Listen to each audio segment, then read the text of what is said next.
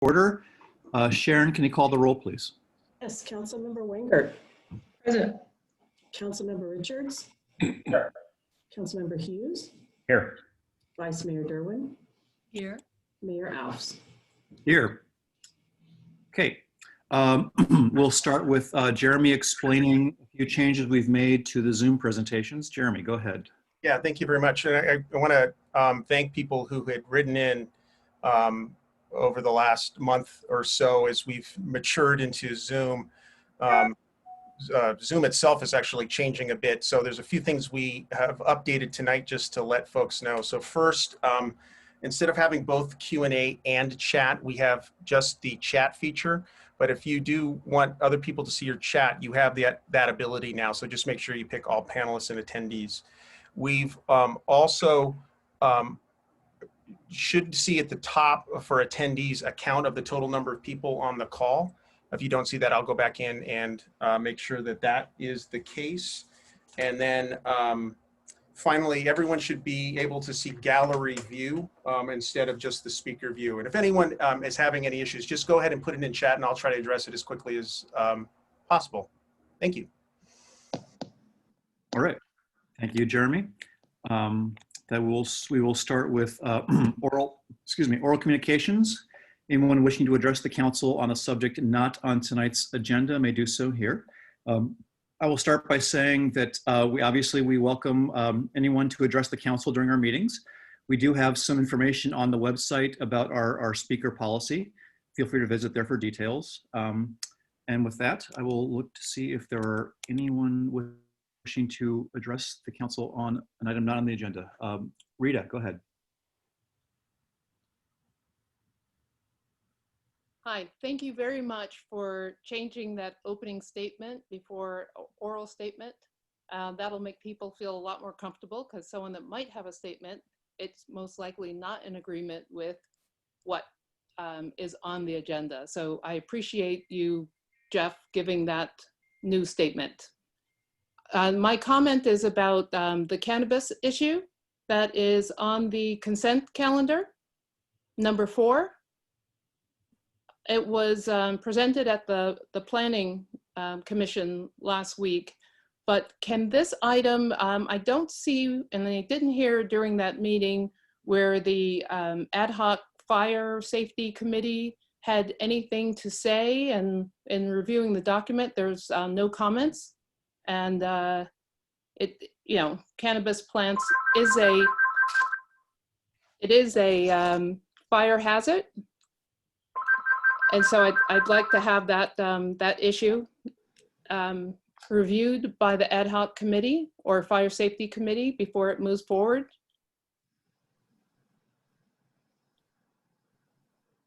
Okay. Jeremy, this is just a report, right? Can I just clarify that with you? Yeah, through the chair, that's correct. It's an annual report on the cannabis activity in town. The Wildfire Preparedness Committee would not typically have a review of this particular annual report. But if the council wished, or Rita's, feel free to reach out to the Wildfire Preparedness Committee to see if they would like to review that issue. And just to be clear, if someone were to come forward with asking for a permit for cannabis activity, that would in fact be vetted by the fire marshal and others. Correct me if I'm wrong on this, but this is simply an annual report activity of which there is very little. So. Oh, thank you for that clarification. Thank you. Okay, Mary Hufty, go ahead. Hold on, Mary. There you go.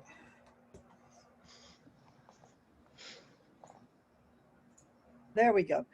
I would like to ask that items 3 and 6 be removed from the consent agenda and included in the under item 3 in the main agenda. I was reaching out to the council a bit this afternoon, trying to find out why they were not specified in the budget, just trying to understand how the budget setup works and what we're talking about. as far as approving the budget. Those both seem to be relevant to the budget. All right, we'll pull items 3 and 6, and we can have a brief discussion of them after this. Okay, if there's no other public comment, I will take a motion. Sorry, does anyone in the council want to pull anything other than those 2 items from the consent agenda? Jeff, can you see us? Yes, Anne, go ahead. I want to pull item number 1, and I would like to pull item number 9. Okay, 1 and 9. John? Yeah, item 1. Okay, so we are pulling items 1, 3, 6, and 9. I can take a motion to approve items 2, 4, 5, 7, and 8. So moved. Moved by John, seconded by Mary Ann. Sharon, roll call vote, please. Councilmember Wenger, Aye. Oh, Kara? Go to a vote. Oh, sorry, Kara, Did go we ahead. call public comment on the consent agenda? I heard public comment on oral communications, but Yeah. I'm not sure if you had public comment yet on consent. Oh, I didn't From because speaker. we typically haven't, as I recall. Does anyone have any other comments on the consent agenda? We're pulling 2 items, so. 3 items. Sorry, we're pulling 2 items based on public comment. We're pulling 3 items, 4. We're actually pulling 4. 4. Okay. Seeing none, we'll move to the roll call vote. Sharon, roll call, please. Councilmember Wenger, Aye. Councilmember Richards, Aye. Councilmember Hughes, Aye. Vice Mayor Derwin, Aye. Mayor Alves. Aye. Okay, motion passes. Item 1, Anne, go ahead. Mine is one that I think is very important, and I want to make sure it gets flagged throughout the document, and that is correcting Cindy's title. It Oh. appears on the first page, just even the call to order, and further in the report in a number of places where they call interim finance director. I believe we should correct that, the record to reflect finance director. That's my only change. Absolutely agree. John had a comment on item 1 also. Very minor issue, red page 16, top of the second paragraph, Councilman Richards said, and in the second line, discussed a potential Indian land acknowledgement. I'm pretty sure I said indigenous land acknowledgement. Thank you. Yes, important clarification there as well. Okay, we have 2 corrections to the minutes. Do I hear a motion to approve the minutes as corrected? Move approval? Second. Okay, moved by Ann, seconded by Craig. Sharon, roll call vote again, please.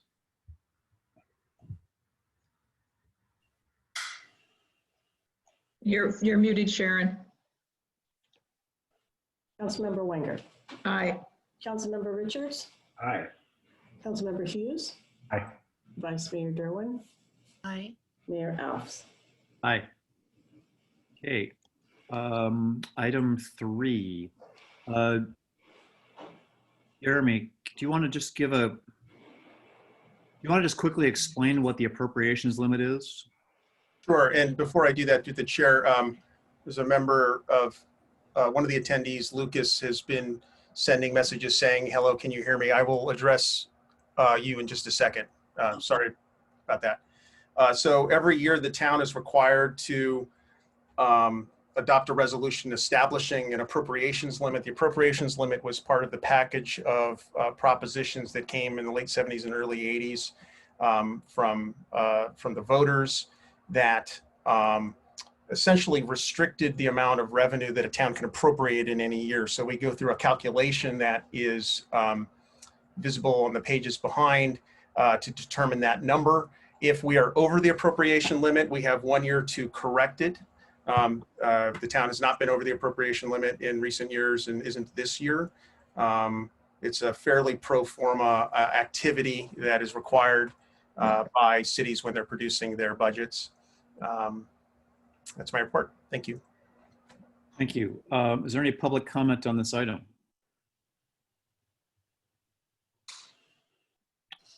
Okay, seeing none, I will entertain a motion to approve item 3. So moved. Second. Moved by John, seconded by Mary Ann. Sharon, roll call vote, please. Councilmember Wenger, Aye. Councilmember Richards, Aye. Councilmember Hughes, Aye. Vice Mayor Derwin, Aye. Mayor Alves. Aye. Okay, motion passes. Next item, item 6.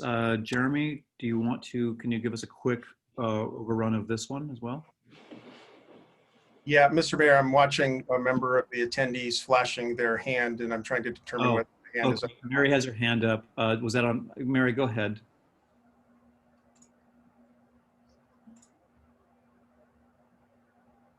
Sorry, I've been trying desperately to get in. It was a question to the council whether you were happy with the level of the approval of the appropriation. Whether, I know there was some questions about whether we were overspending, and I've been trying to watch the shekels going in and out, and I wanted to make sure that the council was happy with the amount of adjustment that was made in the appropriations.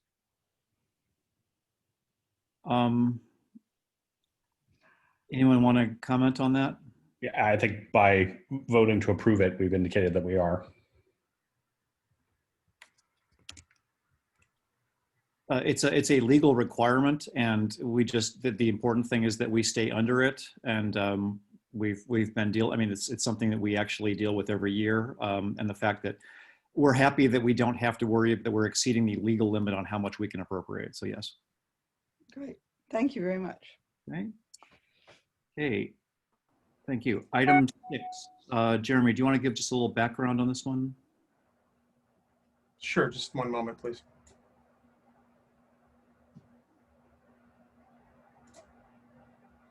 So every 8 years, the town, along with other jurisdictions in California, are required to prepare and adopt a housing element, which is part of the general plan.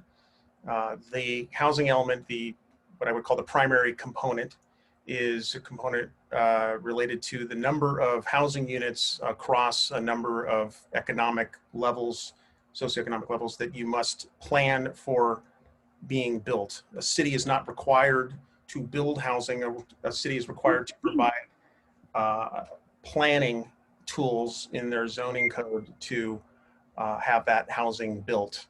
So as part of that cycle, the Association of Bay Area Governments, in conjunction with state figures, prepares a number for each city. That is the number we call the regional housing needs allocation that must be planned for in that 8-year cycle.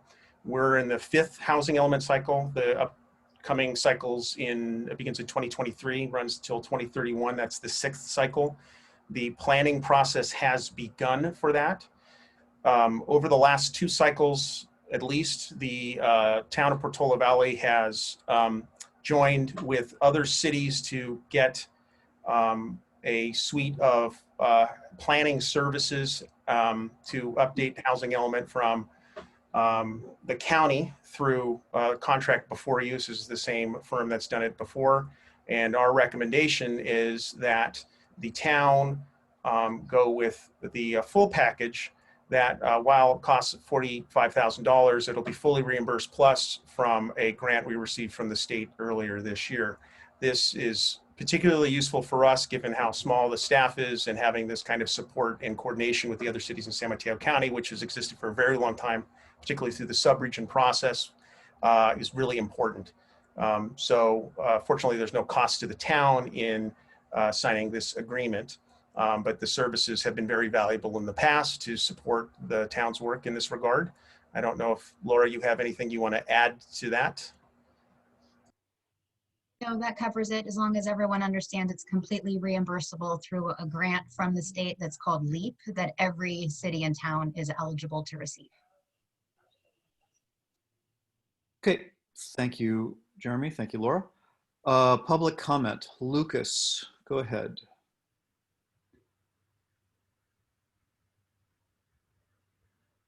Lucas, there you go.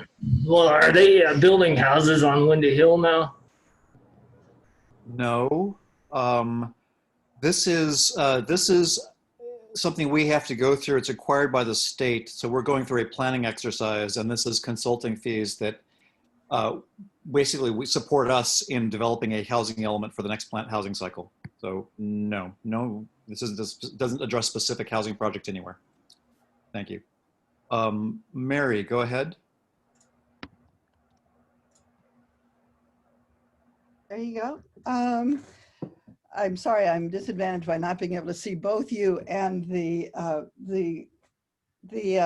agenda at the same time to be able to quote the numbers, but it's impressive that we have to spend 4 times as much as Woodside does on this particular aspect. And I was wondering if there were special things that we needed more than Woodside did, or if we were farther behind with our ADUs. Or I noticed that we're paying in at the same level as the city of San Mateo. And that seems like we're prioritizing yet again development over safety. When are we going to start putting some extra money into safety and stop spending so much money on development?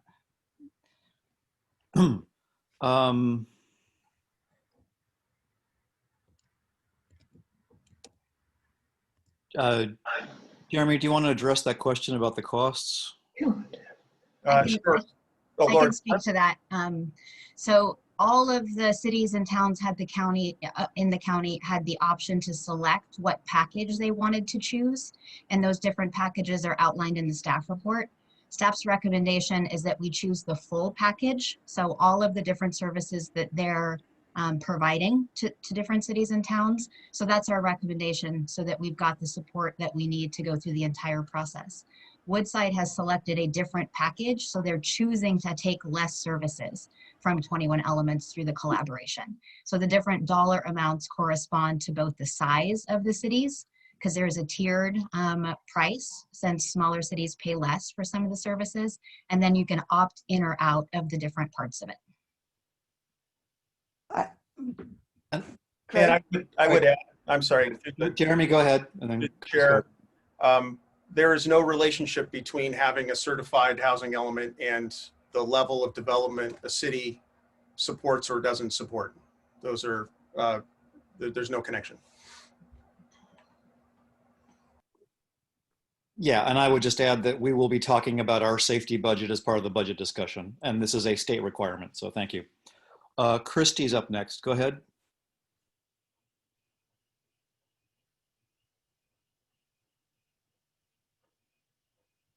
Sorry, can you hear me now?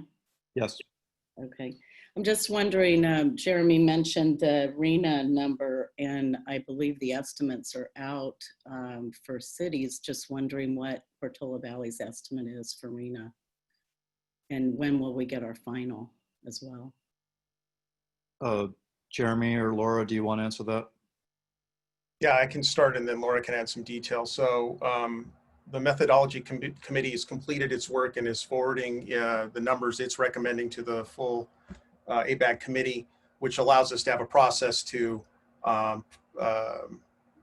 suggest different numbers or the like. So at this point, the numbers that we understand are in the 260, 270 range, which is a significantly higher amount than we've had previously. Again, we have an opportunity to work with ABAG to take a look at those numbers, and we do plan to schedule an upcoming council meeting to have a much more in-depth conversation now that we have the numbers. Thank you. You're welcome.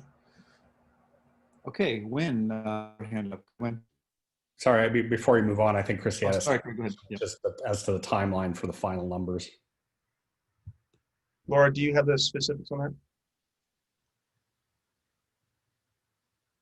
I would have to verify for sure. There's a couple of different steps, both for the overall kind of blueprint process for the whole Plan Bay area, and then for the methodology committee. So there's a couple of phases. The next phase is we can look at the numbers and comment on the methodology, and then we'll get final numbers. And I believe it's in the early 2021 is when we start to get more firmed up numbers. Thanks.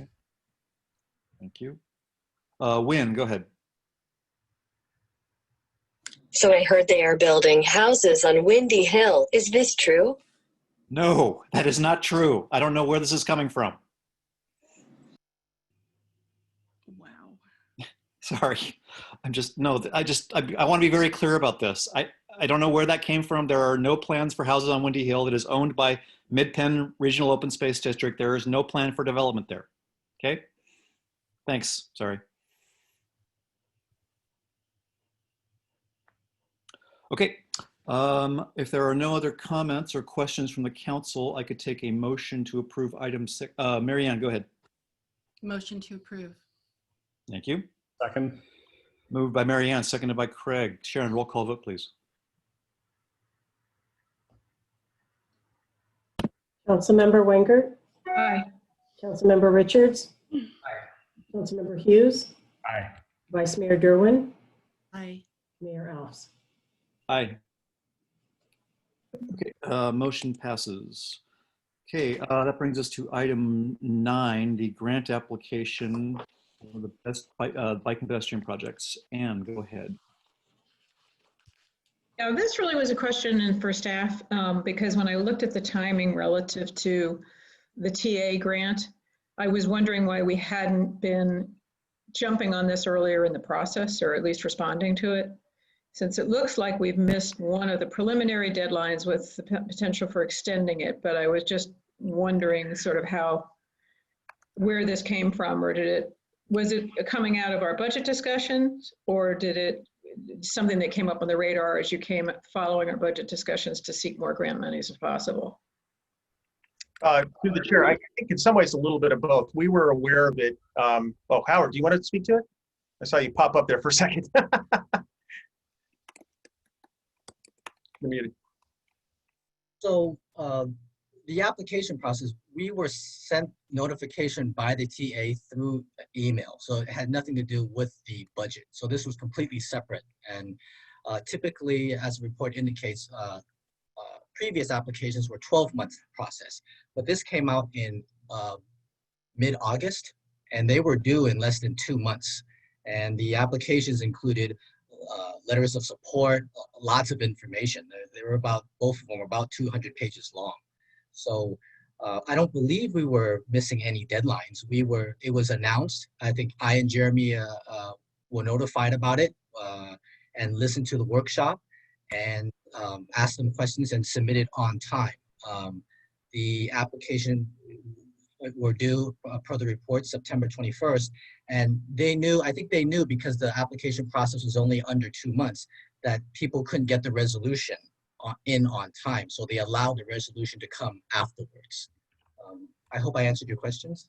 Thank you, Howard. And so really it wasn't a matter of getting the application returned, because I saw the dates of the September timing. It was the resolution that we're approving tonight that was extended. So I just wanted to clarify that, because when I first initially looked at it, I thought it was not typical of us, because I think we've been very responsive to these opportunities, and you have. And that's why I wanted to clarify that the timing is that they had allowed for some delay on was the approval of the resolutions.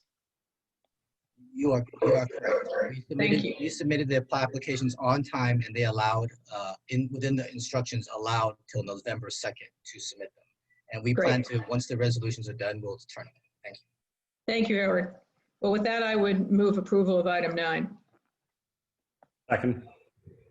Okay, I've got moved by Ann, seconded by Craig. Is there any public comment on item 9? Okay, seeing none, roll call vote, Sharon. Councilmember Wenger, Aye.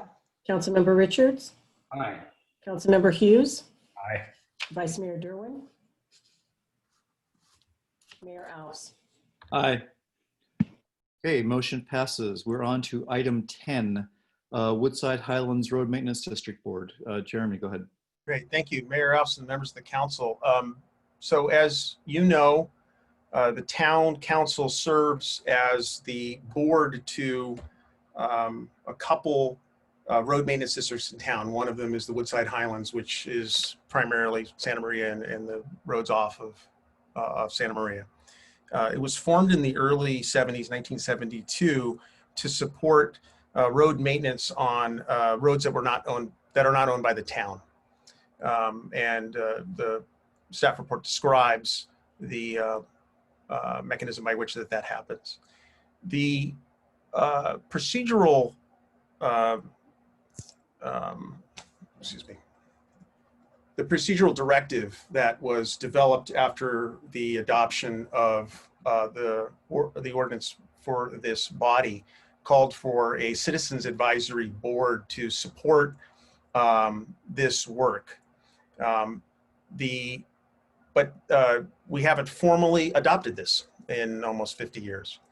The Woodside Highlands Improvement Association does meet regularly and has a road committee that has at times operated unofficially in this capacity, but in conversations with the current board president, who is stepping down, Gene Isaacson, who's been doing this forever, who's here tonight, and members of the road committee, we thought it made some sense to go ahead and formalize this process. It doesn't change the relationship in any way between the town and the Improvement Association, or it doesn't change ownership, but it does allow the board, which we are now calling a committee, Citizens Advisory Committee, to utilize the resource that other committees of the town use, whether they meet in our facilities, work with Sharon to develop an agenda, put that out. So really what we're proposing tonight is formalizing the relationship using a charter in the way that we have with other committees. As I said, Gene's here tonight. I don't know if Gene has anything to say. Don't want to put you on the spot, Gene. But I was at the Woodside Highlands Improvement Association board meeting last week, and they supported this charter and resolution. And that's my report, so thank you. Thanks, Jeremy. Are there questions from the council for Jeremy on this one? Craig, go ahead. I have a question as to, it's probably for Cara primarily, as to what the implications are of membership of this committee and whether they would need to submit Form 700s and other things, given that they're involved in potentially spending money, planning, not directly planning activities, but planning related type activities, et cetera, and whether that has any impact on this. Thank you. So this committee has always operated in the same capacity to make recommendations regarding the expenditure of essentially assessment district funds that are collected from the residents within this homeowners association. And so every year the council has the ability in its conflict of interest code to designate various committees to be subject to a Form 700 disclosure requirement. Legally, under state law, this type of committee is not required to file a Form 700 under state law, but the town council can always, through its annual conflict of interest update, require this particular committee to file those Form 700s. That's a policy call for this body. So just to ask a follow-up through the chair. So staff's intention here was to consider this committee more like we do currently consider the finance committee rather than like the ASC or the planning committees under that policy. Through the chair, that's correct. And it's a little different, as you noted, as you probably saw in the staff report, because it's a committee that serves a particular part of the town. So unlike other committees, we're calling for membership to only come from those who live in the association. So there's some differences. We don't expect them to meet as much. A few other changes there.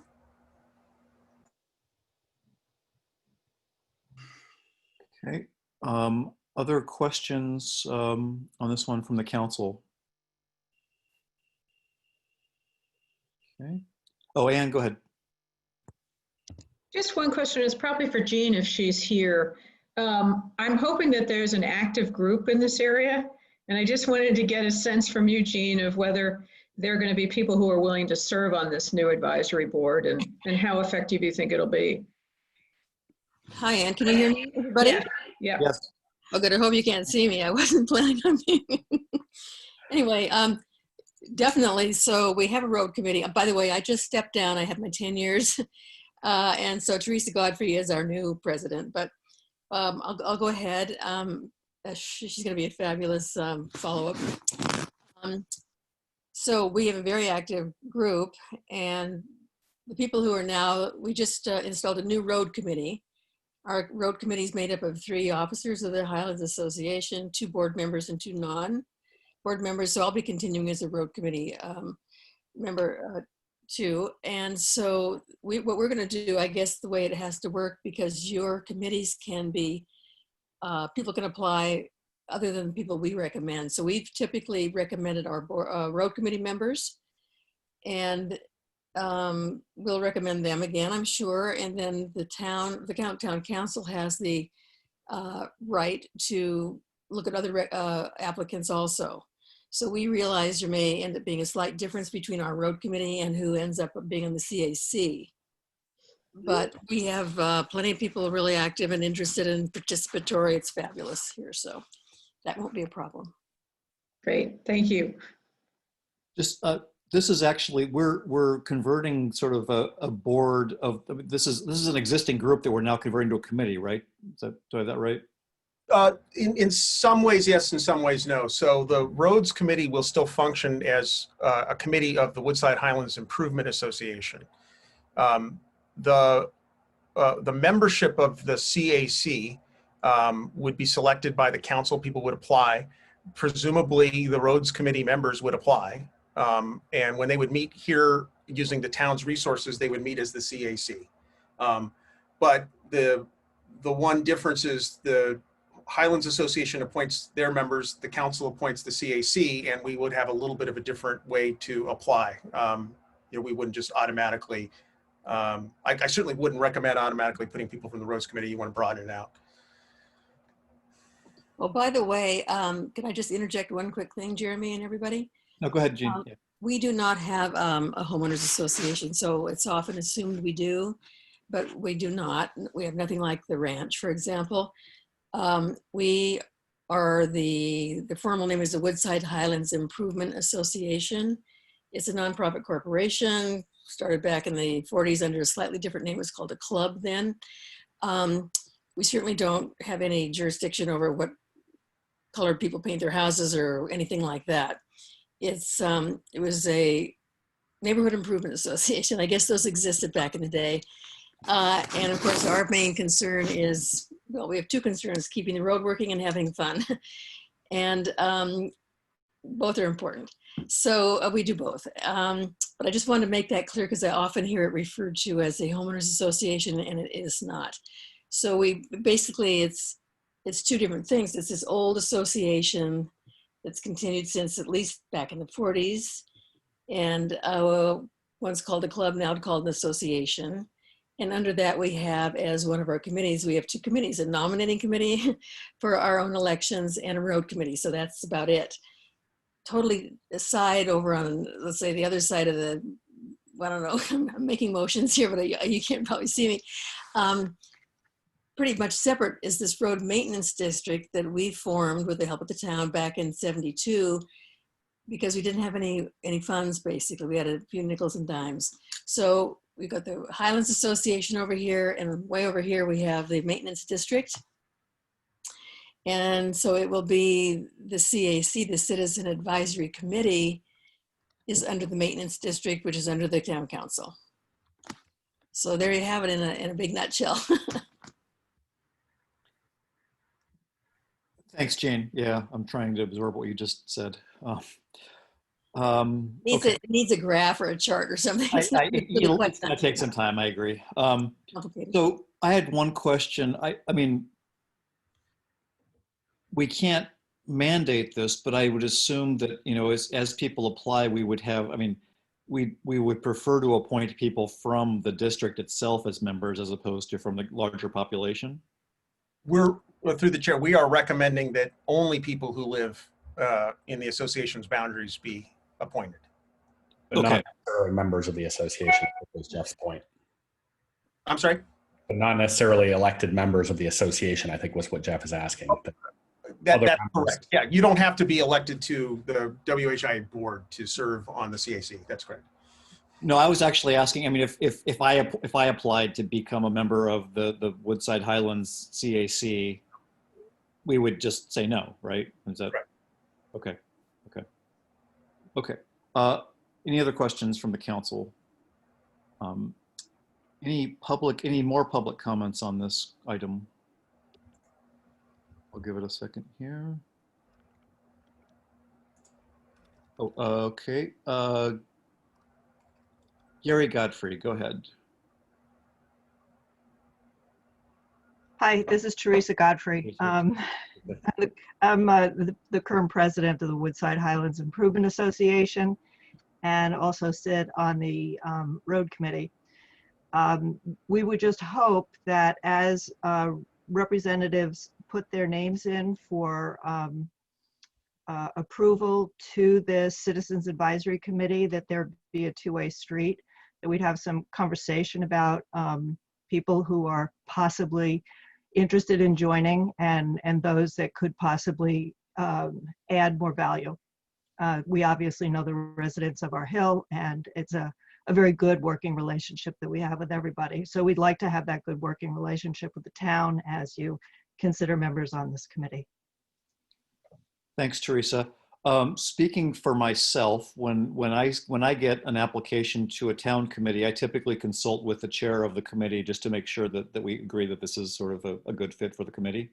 I would imagine that I or any future mayor would do the same thing. I just wanted to state that for the record. That's Yes, all. no, understood. Thank you. Yeah. Thank you. Annelise Connell's got her hand up. Go ahead, Annelise.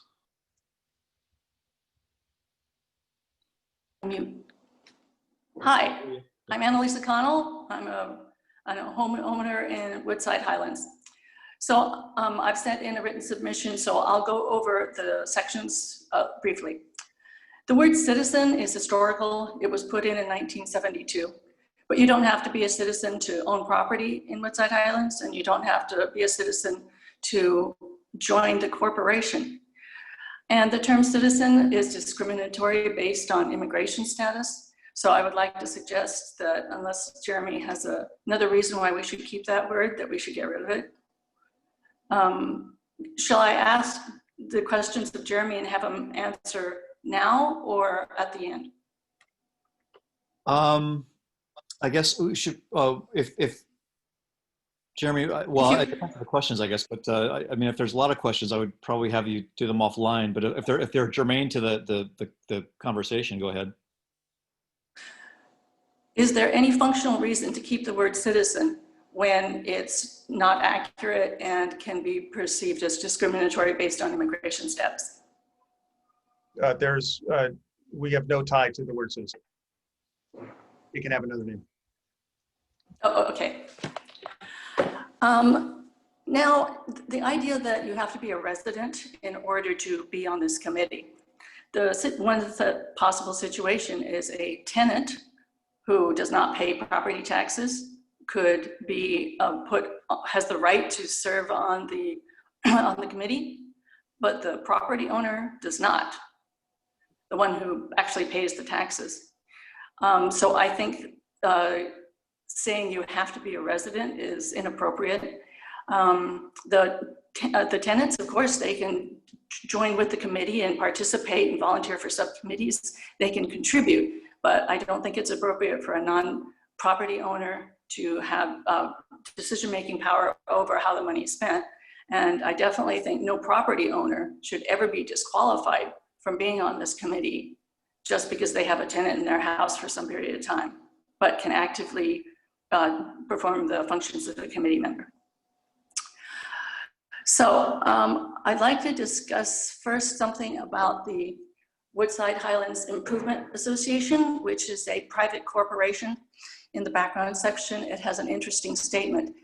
It says that the road committee has historically performed the duties of the road maintenance district, the genuine town committee. Well, that's not actually correct. The bylaws establishing the road committee were only signed in 2014. So that's fairly recent in the history of the road maintenance district. In 2015, the Genuine Town Committee was performing all its own functions. The road committee was not. There are minutes from those meetings. Those minutes have been uploaded to the internet and are directly accessible, showing that up through 2015, it was the Genuine Town Committee that was performing all its functions. The last meeting of the Genuine Town Committee was held in 2016. Since then, there hasn't been a single meeting of the Genuine Town Committee. There have been only meetings of the Private Corporations Road Committee. Now, the standard process had always been the corporation sent names to the town approved them. The corporation had then sent a budget over, or then the Genuine Town Committee sent a budget to the town, and the town approved it. That stopped because in 2017, the names were sent over and the town approved it. So the town thought there was a genuine road committee functioning. But in fact, what happened was that the corporation's road committee appropriated all the functions of the genuine committee without the knowledge or the consent of the town. And a budget was sent to the town with the title Woodside Highlands Road Maintenance District on it, but not a single meeting had been held, and there had been no approval by the committee for that budget. One of the problems with this way of having the road committee doing everything is they're having meetings, and there are minutes to those meetings. But those minutes, instead of being on the internet accessible, are on paper, and they're in binders, and they're under the total control of the corporation. And most importantly, they are private. They cannot be seen by the public, and they cannot even be seen by the town council.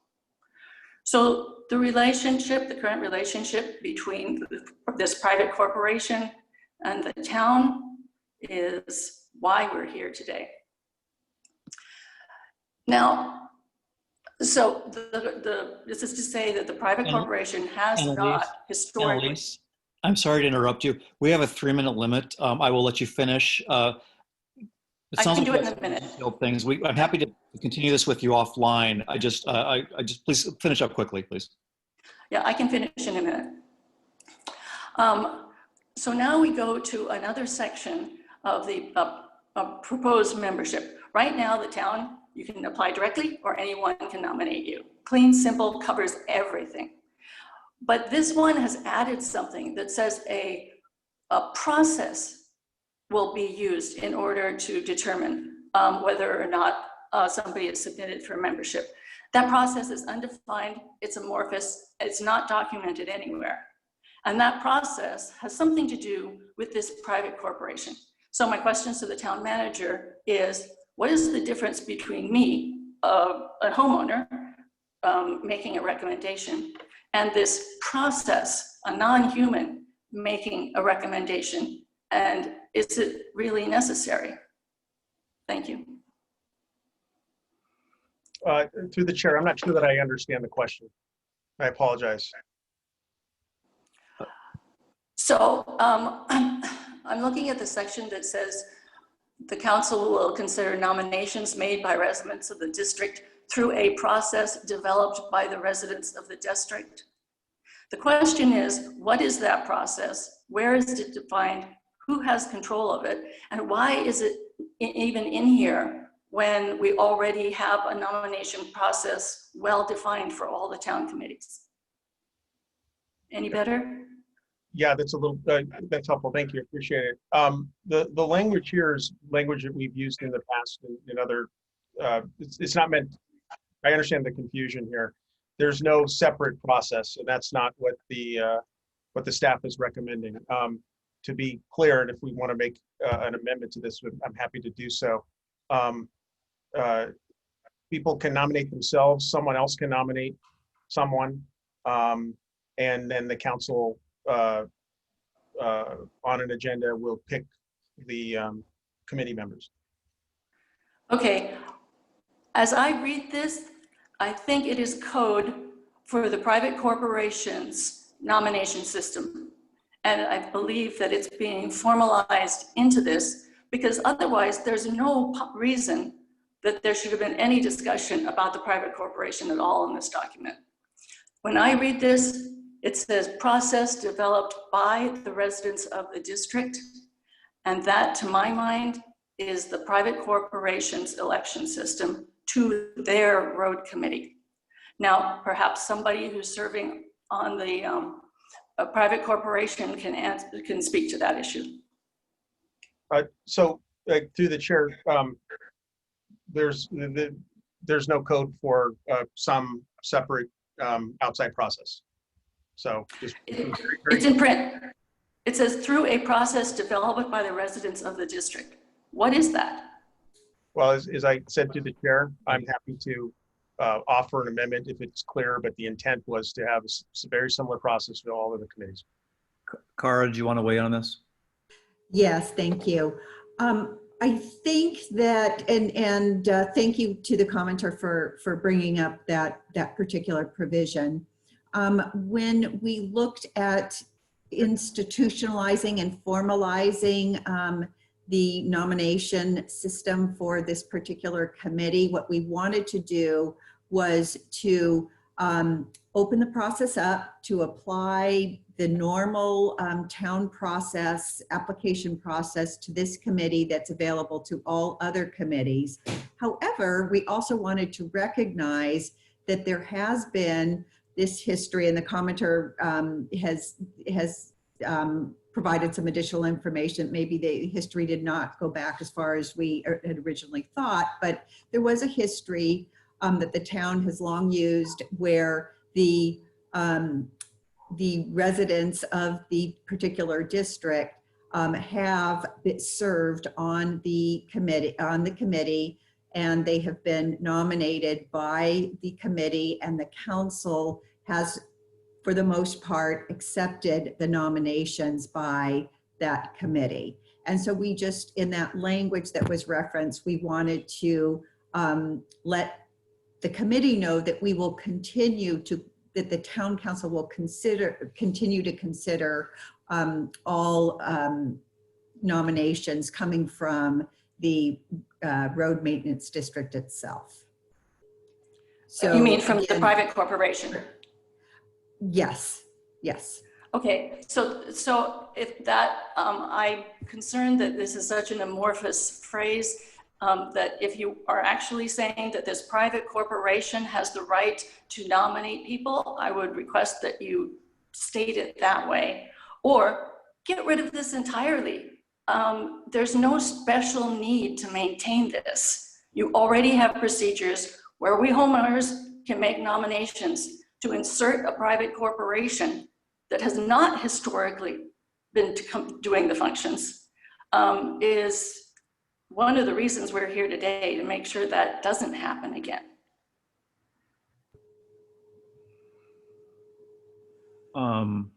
Okay.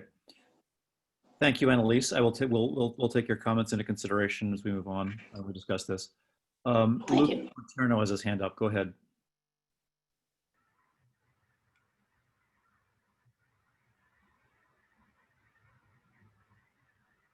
As far as the Windy Hill development goes, will there be any retail offered at the location or just housing? I think this is not germane. This to is okay. Yeah. Sorry, this is off topic. Teresa has her hand up again. Go ahead, Teresa.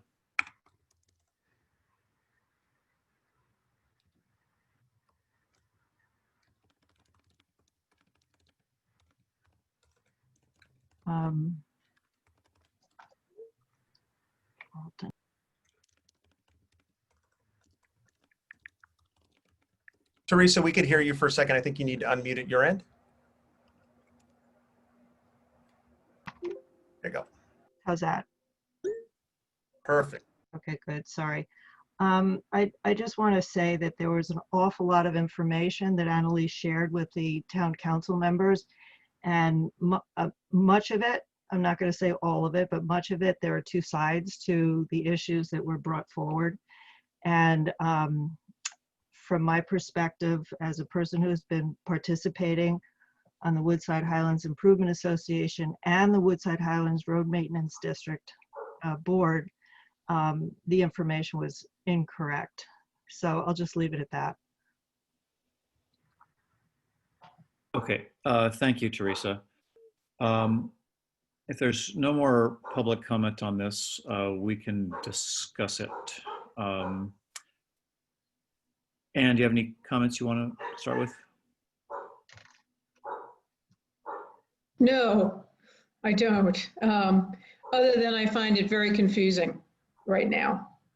I think it's clear that there have been some issues raised, and it's not appropriate to continue that discussion now, in my opinion.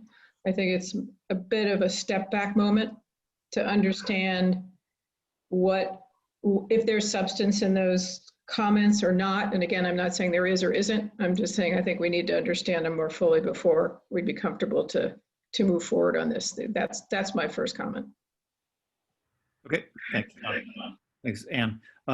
John, Craig, go ahead. You got your hand up. Go ahead. Yeah. Okay, well, I agree with Anne. I'm really not understanding where we stand at this point with a lot of different conflicting information. So I'd like to see some clarification before we move forward. Go ahead. Okay, Craig, go ahead. Yeah, I have a couple comments based on what I've heard tonight and looking at this and thoughts I've had over the last while as this has been moving towards us. I don't see why this committee really should be any different than any of other town committees, other than possibly limiting membership to the residents of the district. So I think the nomination process, I don't see any reason it should be any different than any of our other committees, which is laid out in the committee handbook that anybody can put their name forward. It'll be discussed with the chair of the committee and the mayor, and then appointments will be made by the council. So just follow our normal process with the addition of residency requirement. I would tend to agree that removing the citizenship requirement or the name citizen would probably be appropriate and change it to be residents rather than citizen throughout. As to the residency versus ownership requirement, all of the other things that we do in town are based on residency. So yes, property owners pay property taxes, but everything from elections to committee membership to everything that we do is based on residency, not on ownership. So I wouldn't make an exception for this committee for owners versus residents any more than I would for a special appointment process. I would just have it be as similar to the rest of our committees as we can. But I do think residency of the road would be appropriate, given that it's affairs concern only the road, or the roads. I guess there's a set of roads. Okay, Mary Ann, do you want to comment? Sure. I think we have committee procedures that have served us well for many years. This is another committee. They can follow the same procedures. I do agree that citizen is a very charged word right now, and we could change it. Other than that, all I can say is I have known Teresa Godfrey for a very long time. Her son played basketball with my spirit child, and I trust Teresa. Thank you. It does seem to me like we could, I mean, it seems like it should be governed by our usual process, with the exception that we obviously want to appoint people that live on the street. And I completely agree with the residents versus citizen. With that in place, the understanding that anyone can apply, and we can that it is the same process with everyone else. Would you guys be comfortable with this, or I mean, there is a lot of history here, I realize. So I'm curious. Craig, go ahead. I think if on red page 119 under membership, if we keep the first two sentences and just strike the rest of that paragraph, then I think by default it would fall under our committee handbook rules, the nomination process and so on. And the rest of the charter is very similar to any of our other committee charters. I don't, so other than changing also throughout the entire resolution and charter, changing Citizens Advisory Committee to instead be Residents Advisory Committee, I think I would be ready to approve it. Okay. Yeah, I mean, it should look like all of our other committees, and that should actually add sort of a layer of hopefully transparency and some transparency to this. What do you guys think? Is this something, Ann, John, are you guys comfortable with that? I guess from my perspective, I'd want to just make sure that Annelise and others who were obviously very well versed, at least in the objections they were raising, if that would meet a hurdle for them at least that is consistent. I completely agree that if we're going to have a committee, it needs to operate in the same fashion as our other committees, no question about that. And I agree with the citizen change resident, I concur completely. But I'm just wanting to get a slightly higher level of comfort that we addressed the primary concerns of her and some of the others that were commenting earlier. That would be my comment back. Okay. Yeah, certainly that's an improvement to make it clear that it's a standard committee process for appointments. I did hear some concerns about duties and responsibilities of the board versus the maintenance group, and I want to make sure that is not something that we need to clarify at this point. And that was the only other issue that I think kind of caught my eye or my attention. With that, I think I could, I mean, if that could be explained and smoothed out, I'd be okay with it. Jeremy, can you take a shot at that one? Yes. I'm sorry. I'm doing three things at once. Can you repeat the question? I apologize. Regarding the duties and responsibilities of the board versus the road maintenance group? Well, I think what we're trying, through the chair, what we're trying to do here is to clarify some of this, because I think it has been confusing for a very, very long time for some folks. And, you know, certainly when I started, I'd asked some questions initially of people that I knew in the Highlands just about how this sort of worked. So I mean, the way that we approached the conversation was it was irrelevant what the roads committee did of WHIA, as long as there was a functioning resident advisory committee that was meeting the needs of the town per the procedural directive. And because there's been these confusing issues over, I think, a long period of time, this was an attempt to try to make it very clear, a very bright line on who was doing what. So what the resident advisory committee should do is recommend a budget and recommend the major work.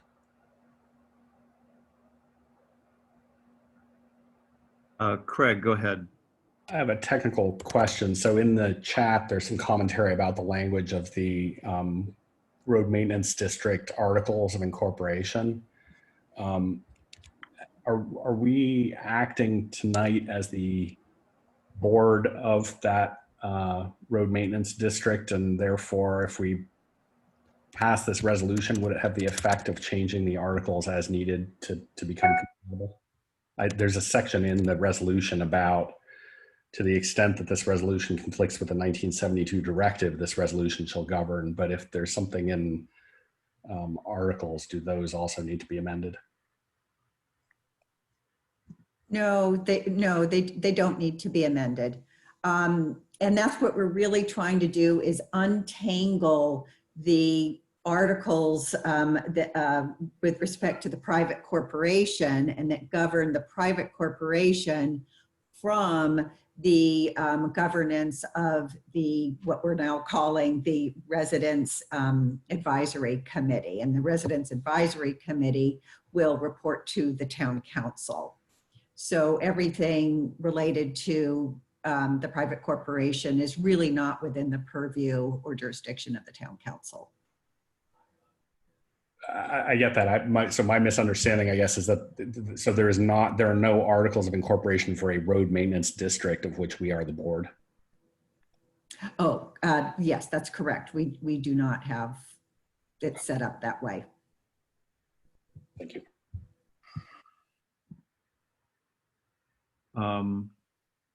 Annelise has her hand up again. Did you want to comment on the go ahead, Annelise.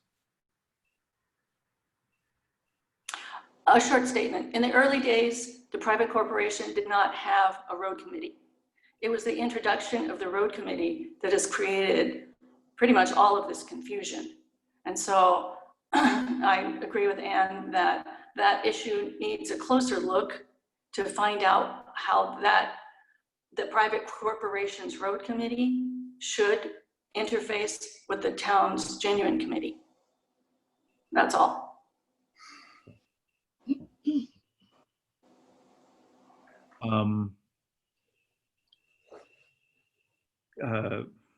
Cara, do you want to comment on that one, or do you? Yes, so I think that maybe that issue should be explored, but that should be an issue that is explored by the residents of the district and the private corporation. What the town really has jurisdiction over is the formation of the Residents Advisory Committee. And that is the committee that reports to the town council. Okay. Okay. Okay. So Ann, go ahead. And I just wanted to ask a confirming question to Cara. And to your point then, Cara, that is our only jurisdictional issue in this discussion tonight, so that if there are communications challenges, et cetera, between the corporation and the now new committee, that should be something they are working on. The town is not in the position to really be between them, two of them.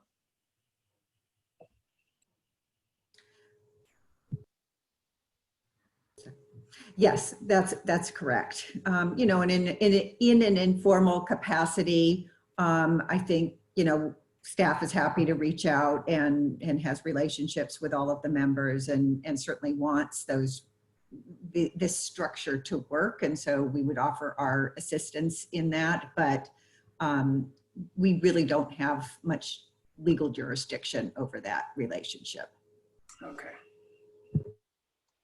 Okay. So we could move ahead with the committee, which reports to the council and has a relationship with the corporation that, as Ann mentioned, is not our direct concern, but we have a committee that reports to us.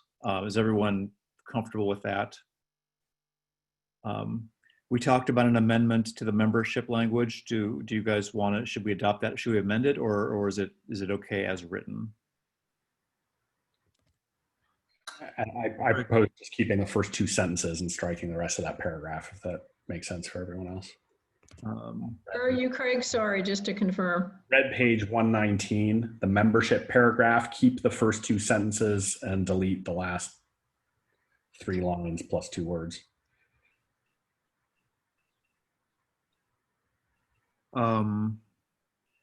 So it would read after amendment, the committee shall consist of 7 regular voting members appointed by the council. Okay. The members serve 2-year terms and must be residents of the district. And then end of that paragraph, and then on to meetings. That's fine. You could even leave the 4th sentence there, and so that just that sentence of the process. I agree that sentence of the process does in fact vary from our other committee processes. So yeah, okay.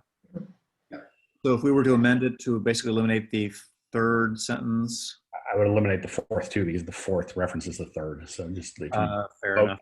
Okay. Yeah. Just go by the handbook. Due process. Yeah. Okay. If people are comfortable with that, then I would entertain a motion to adopt this as written. But I'm happy to hear other thoughts on this. It's as written plus the change to the title, correct? As amended, and with the change replacing citizens with residents. Yeah, that's a good point. I had not thought about that. I have other CACs that should probably be changed. Yes.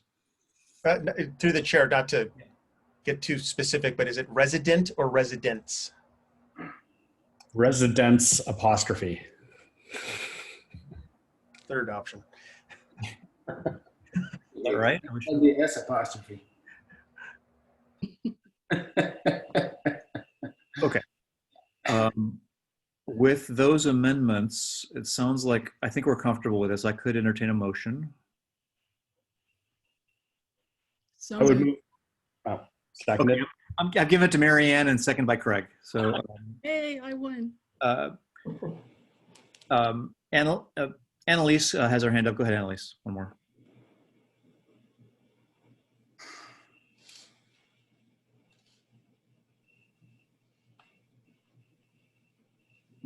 Annelise, I think you need to unmute. Unmute, Annelise, yeah. Okay. Just to confirm, the only,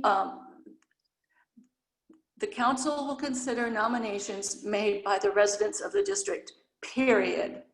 Everything from the word through on will be removed. Is that correct? No, the whole sentence is being removed. So the whole what the council will consider is being removed. Oh, the whole thing. Thank you. Yeah. Okay. Okay. If there's no other questions or discussion, roll call vote, Sharon. Councilmember Wenger. Aye. Councilmember Richards. Aye. Councilmember Hughes. Aye. Vice Mayor Derwin. Aye. Mayor Alves. Aye. Motion passes. Thank you.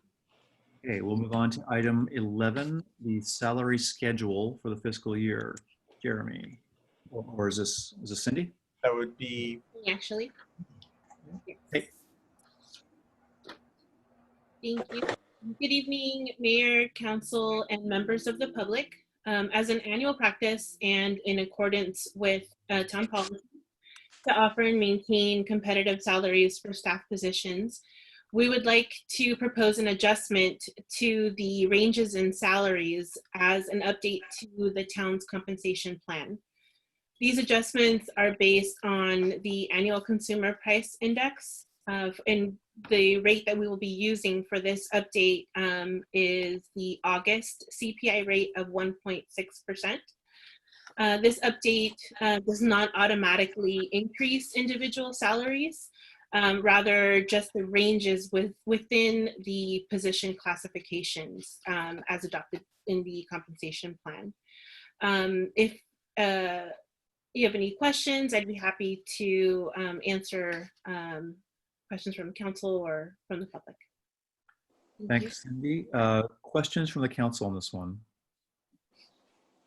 Okay. Any public comment on this item?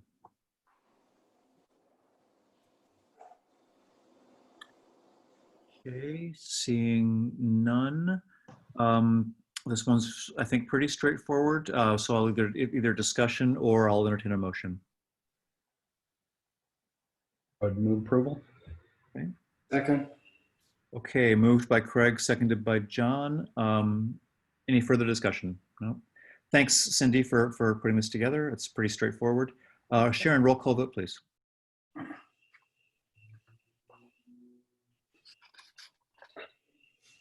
Councilmember Wenger.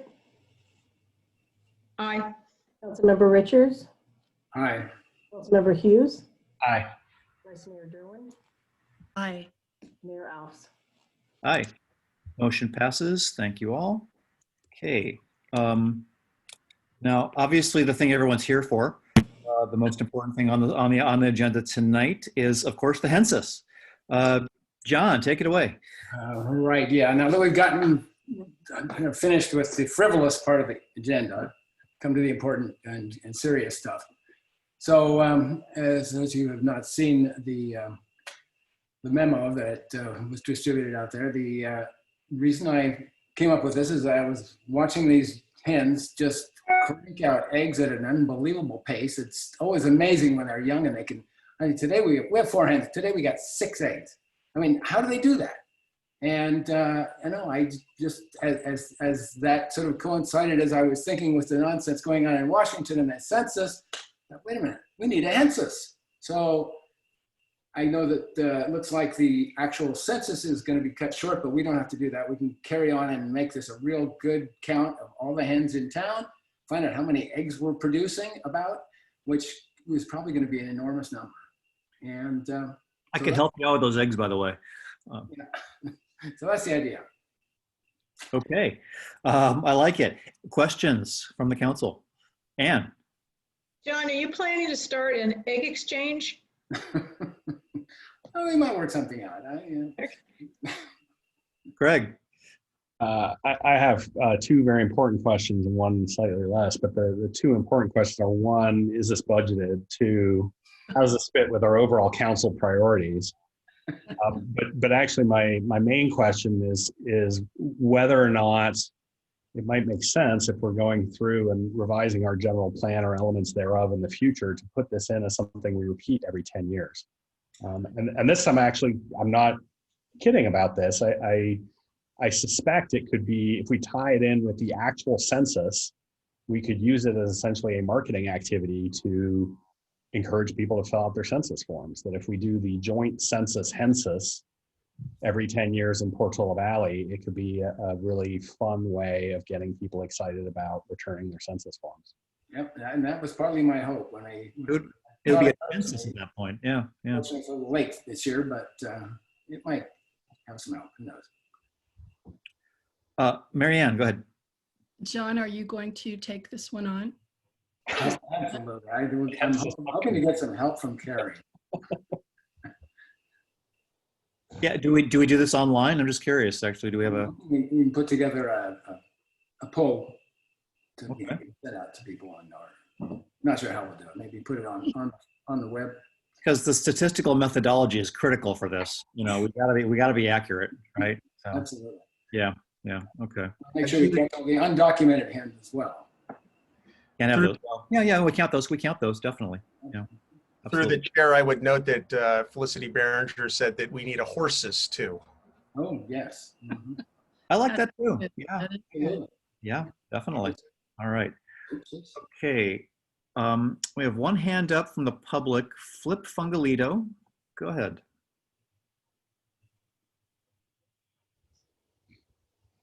I like John's ideas. Okay, thank you. For those of you who haven't picked up, it looks like we have somebody just sort of bombing us and hacking in with maybe some bots or something. So apologies for the confusion. We may have to think about how to deal with that going forward. If there's no other questions or comments, I could entertain a motion on this as well. Greg. I would move approval of this concept, but I think that in order to actually enact it, we may need to do something like form a subcommittee of, I would nominate John for the subcommittee to put this into effect with whatever staff help may be necessary.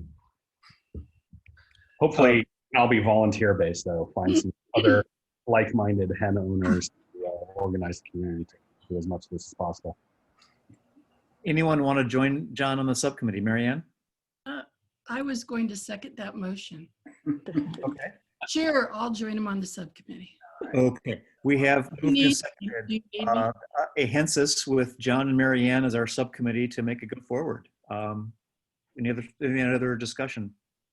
All right. Sharon, roll call vote, please. Councilmember Wenger. I'm not sure whether to say aye or cluck cluck. Noted. Aye. Councilmember Richards. Aye. Councilmember Hughes. Aye.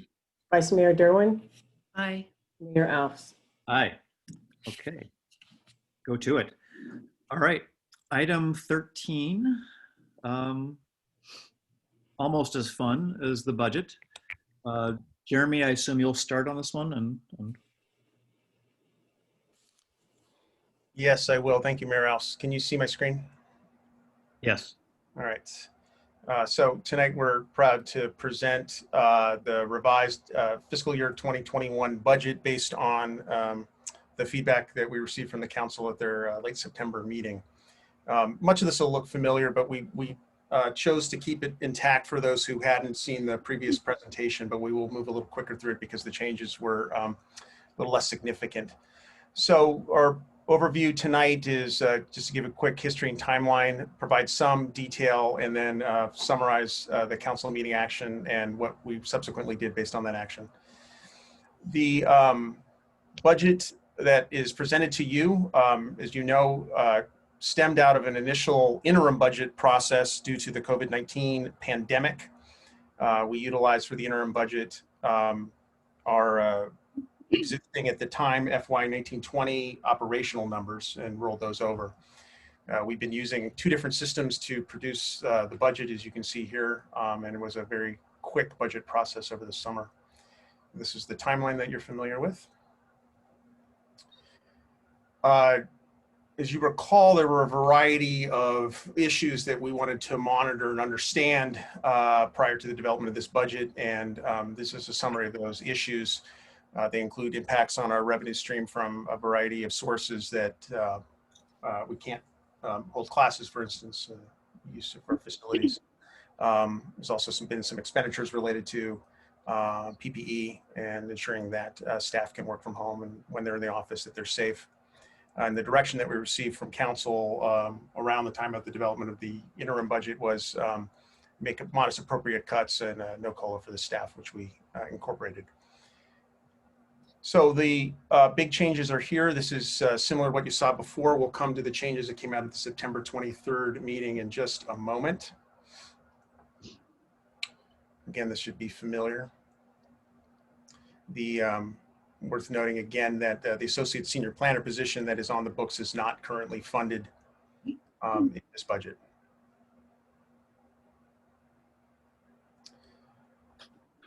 And this, Cindy, is this where you take over? That's my cue. All right. Okay. Thank you, Jeremy. Again, following the September 23rd council meeting, staff has made a few changes to the revised budget. One of which was making an adjustment to our line items for permits and fees. We did an increase in our revenues by the August CPI of 1.6%. That attributed to a total of $13,457 in additional revenue. Shortly following the council meeting, that we were also notified by the county that a portion of the monies held in reserves following the dispute for excess ERAF was to be released, and that would be an additional revenue boost to our budget in the amount of $27,626. With the final decision coming for the full release of revenues, or the full release of reserves, actually for the excess ERAF, it's sometime in December. We also made an adjustment to our interest line item.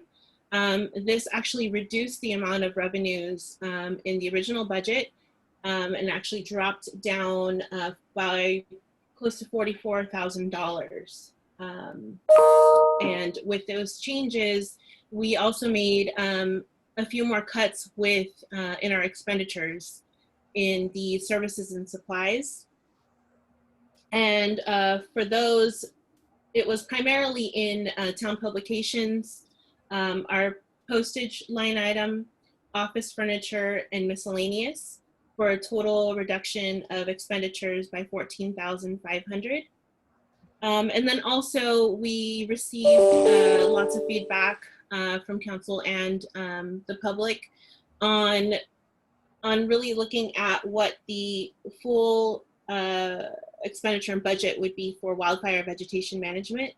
So with that, we have reallocated our expenditures that were previously located in the Public Works Department, and they have now been moved over to the fire services budget, which includes a field mitigation engineer, a line item of $151,000, and we've also reallocated an additional $20,000 out of the right-of-way mowing for specific vegetation management as well.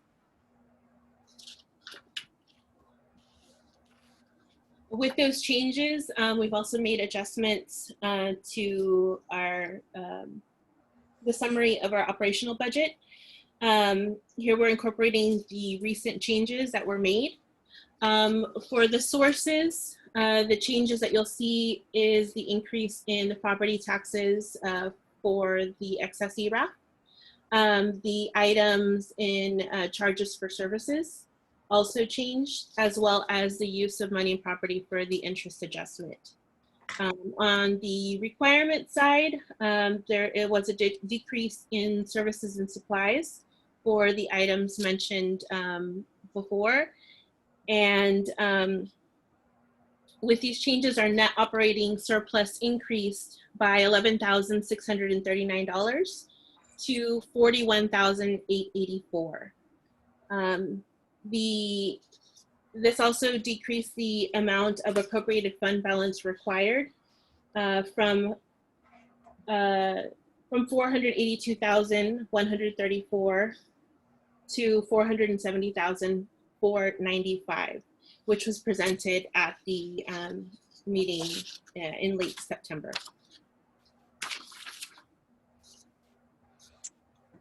And here we have a summary of our capital improvement program, which is quite modest as we've had it presented in years past. Again, we presented at the last meeting that the capital improvement program would not be including the construction, the annual road construction portion, that would be budgeted in fiscal year 2021, 2022. This year it would be just the design, as well as the flashing beacon projects and the pavement management update, as well as the speed survey.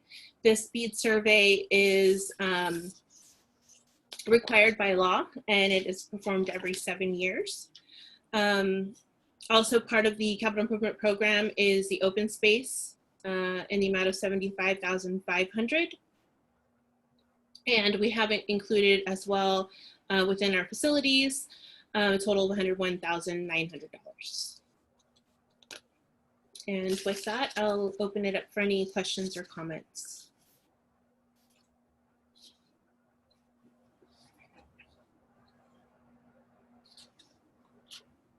Sorry, Anne, go ahead. Cindy, and thank you to you and the team for, I think, doing a good job and sort of seeing where you could sharpen your pencil, certainly from the expense side immediately. So I really appreciate that. Mike, the one thing that jumped out at me when I was looking at the capital improvements chart, which is on, let's see, what red page is that? I'm working on two different. It's on the full revenue and expenses by governmental fund. And again, in this one, 142, it's way up there.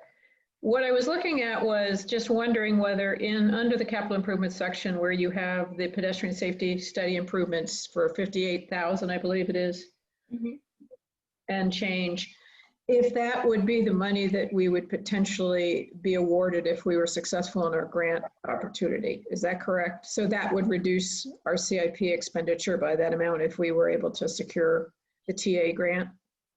Yes, it would. Okay. So I just wanted to make sure that I was footing it from the right place. Yes. That was the only question I had. Thank you. Thank you. Craig, did you have any questions or comments? No, I think they were all answered last time and in this presentation. Yeah. Okay. John, anything? No, I'm happier. Okay. Marianne. No, thank you. This looks good. Okay. I have one hand up. Nan Shostak, go ahead.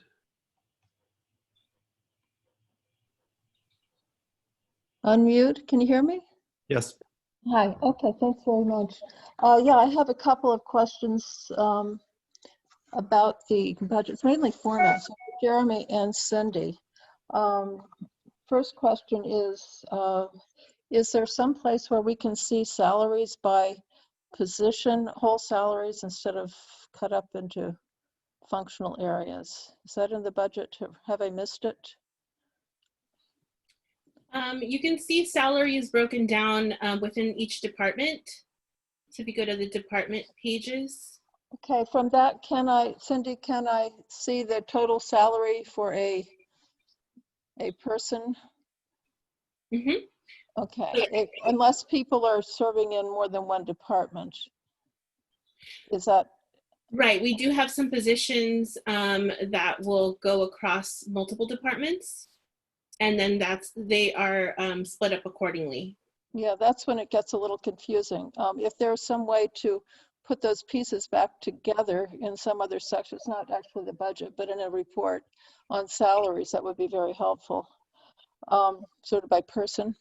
And do we publish salaries, publicly, and say the Almanac or some other newspaper the way some other towns do? So we do comply with the annual government compensation report that is compiled for the state controller's office. So that is done annually, and that's available to the public. Okay, where is it available, and when would one be able to see it?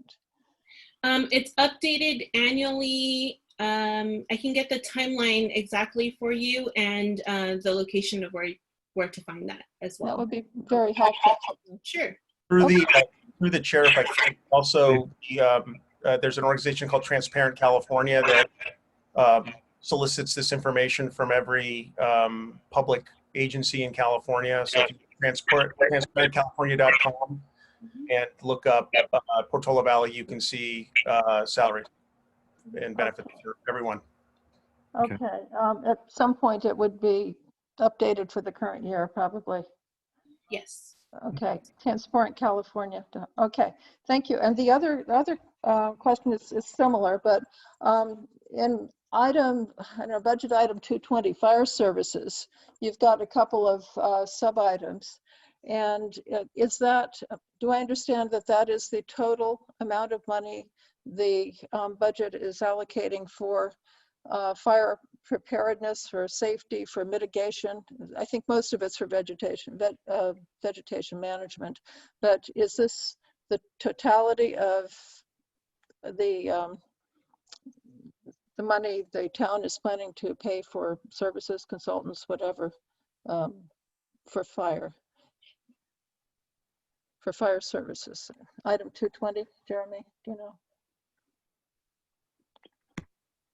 Jeremy, do you want to? Yeah, I'm sorry. It's just unmuting myself. Okay, 220. Yes, we have put everything there.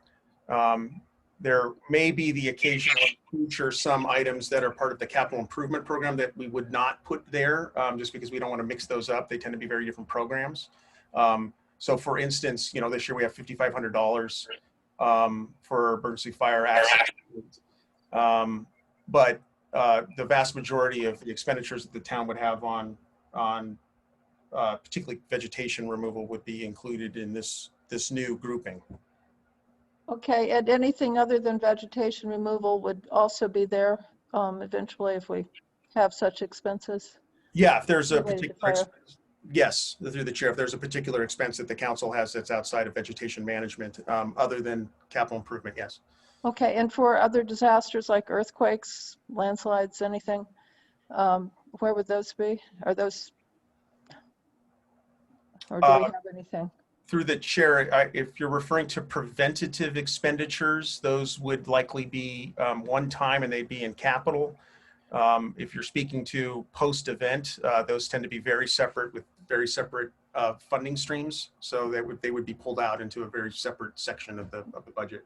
Yeah, I understand. Okay, so for a pre-event, that's those anticipated expenses and any grant money, any revenue associated with preparation would be in other items, right? They're just they'd be somewhere in the budget. Other places. Okay, well, thank you. Okay, thank you. John had his hand up, and then Craig. Yeah, I just wanted to mention that our fire department, our Woodside Fire Services do provide us a considerable amount of help in preparation for earthquake safety as well, and coordinating with our emergency services committee and with fire safe and all those emergency services are both taken care of by the town and the fire department and the police department. So it's quite a big group. And Yeah, go ahead, Craig. that was the same point I was going to make, and also CAL FIRE and the county OES as well. So, I mean, we get town planning for disaster preparedness and that kind of stuff through a variety of different sources that don't come out of the town's pocket directly. Yeah, thank you. Okay, Jeffrey has his hand up. Go ahead.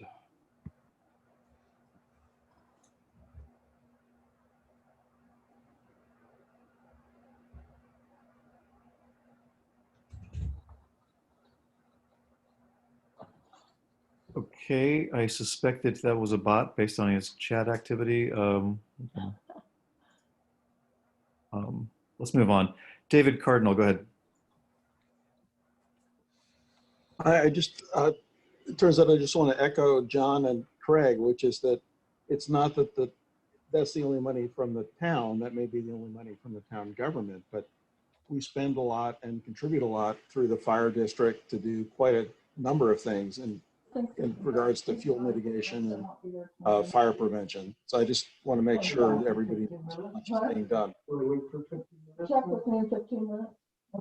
Jeremy, can you mute Nan? I think she's off mute and we're hearing. David, thank you. Good point. Rusty's up. Go ahead, Rusty.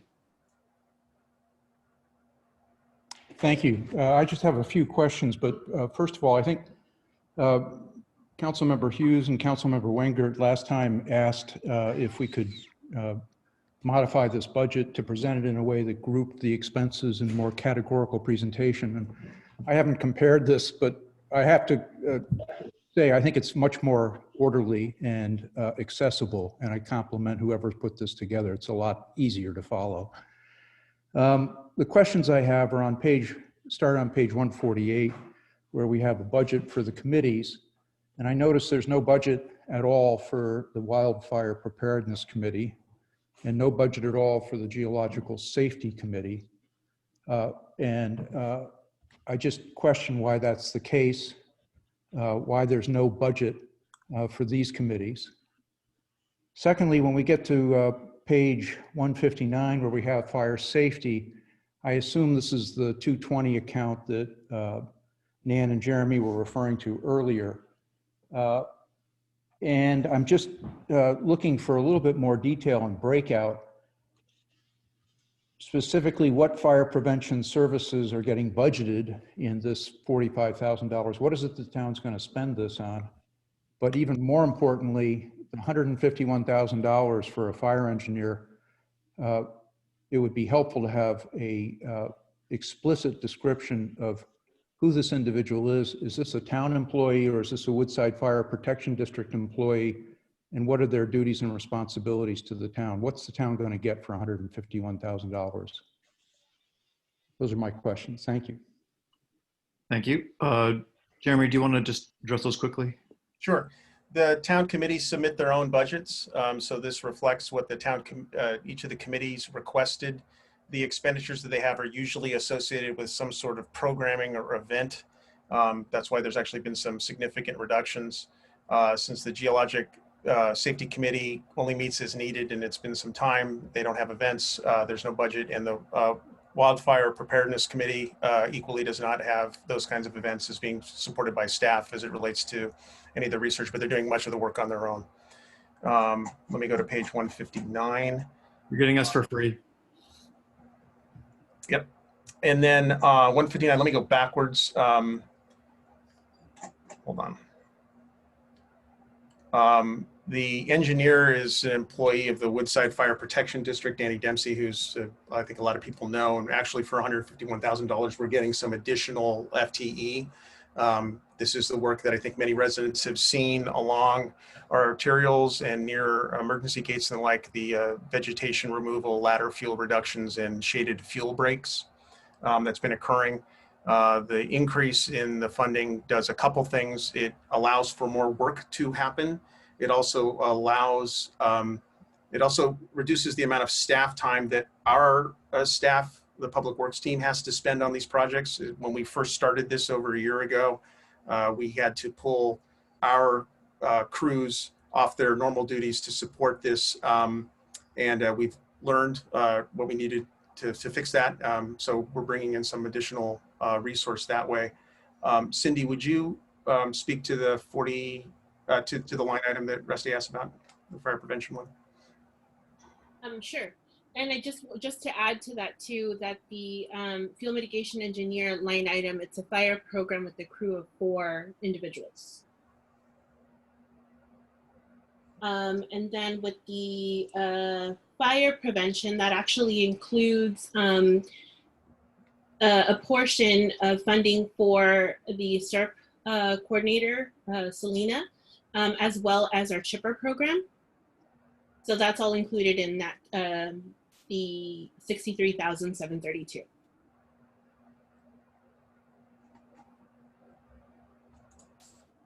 Okay.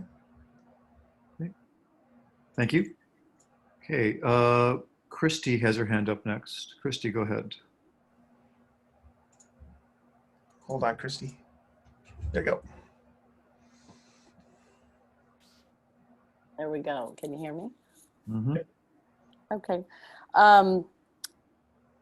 Is there a way to allocate funds to the fire committee so they can make recommendations on funding as well? To me, that sounds like they should have some funds to, they're listening, they're the only ones listening to every meeting on fire. So to me, to have no funds for a fire preparedness committee and make recommendations to the town council, it might be an idea for the future, just bringing it up. That's one thing. My second comment would be regarding elections.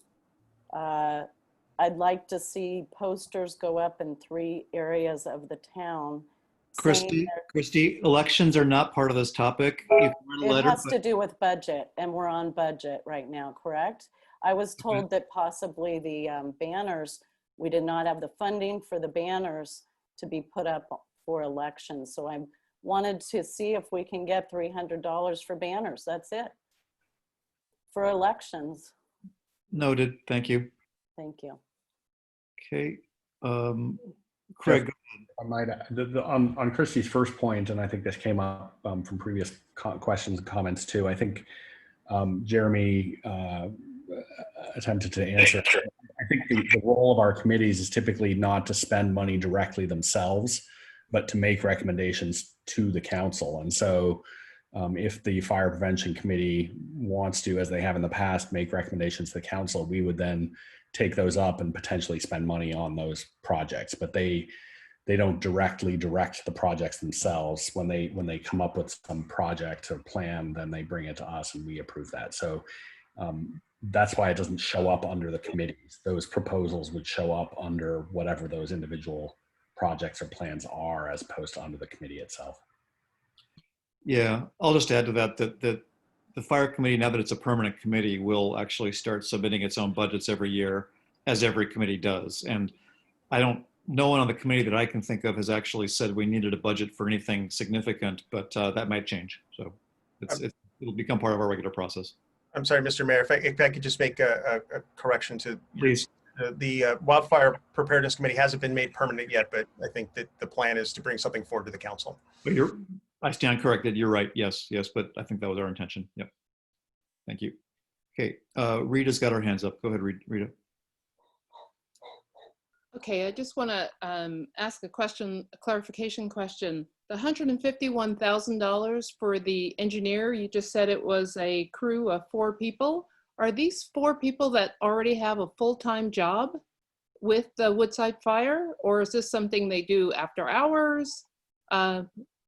Or this is a people that someone had said that the person works for a Woodside Fire. Do we pay for half their salary? How are they just doing us a favor and we're, Jeremy, do you want to answer that?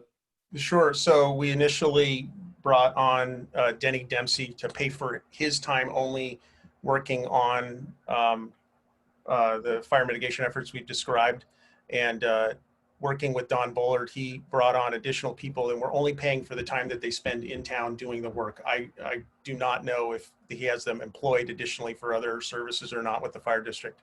I'd recommend reaching out to him for that information. But we're only paying for the time that they spend in our community doing the work that we've asked them to do. Well, just as an employer, I just question if these people are working for us during the day when the office staff is there and they can get answers for information, or is this something they just do on the weekend or just on holidays, or are we paying time and a half? You know, I guess I'll wait until I'll look at that link and see if there's information on that link that, that Craig posted. Craig, will that offer some clarification? So that link that I posted, sorry, was to a previous question of the salaries for town staff that are reported to the state. That was the state's website where they. Okay, these people are not considered staff then. Correct. Correct. Okay. Thank you. Mary's got her hand up. Go ahead, Mary. Hold on, Mary, I'm sorry. There you go. These are strange times we live in, and we're facing some serious threats from fire, which we probably will continue to, and it's quite obvious from the way the town is structured that it relies on the flexibility and the immediate response of the town council to muster the resources and to answer the urgent needs of the people of Portola Valley for evacuation of a plan that to be in place for now going into our biggest month for fire coming right up, and for assurance that we're actually doing everything we can within our financial ability. I think this, yes, we've made some changes. It seems to be coming out of our,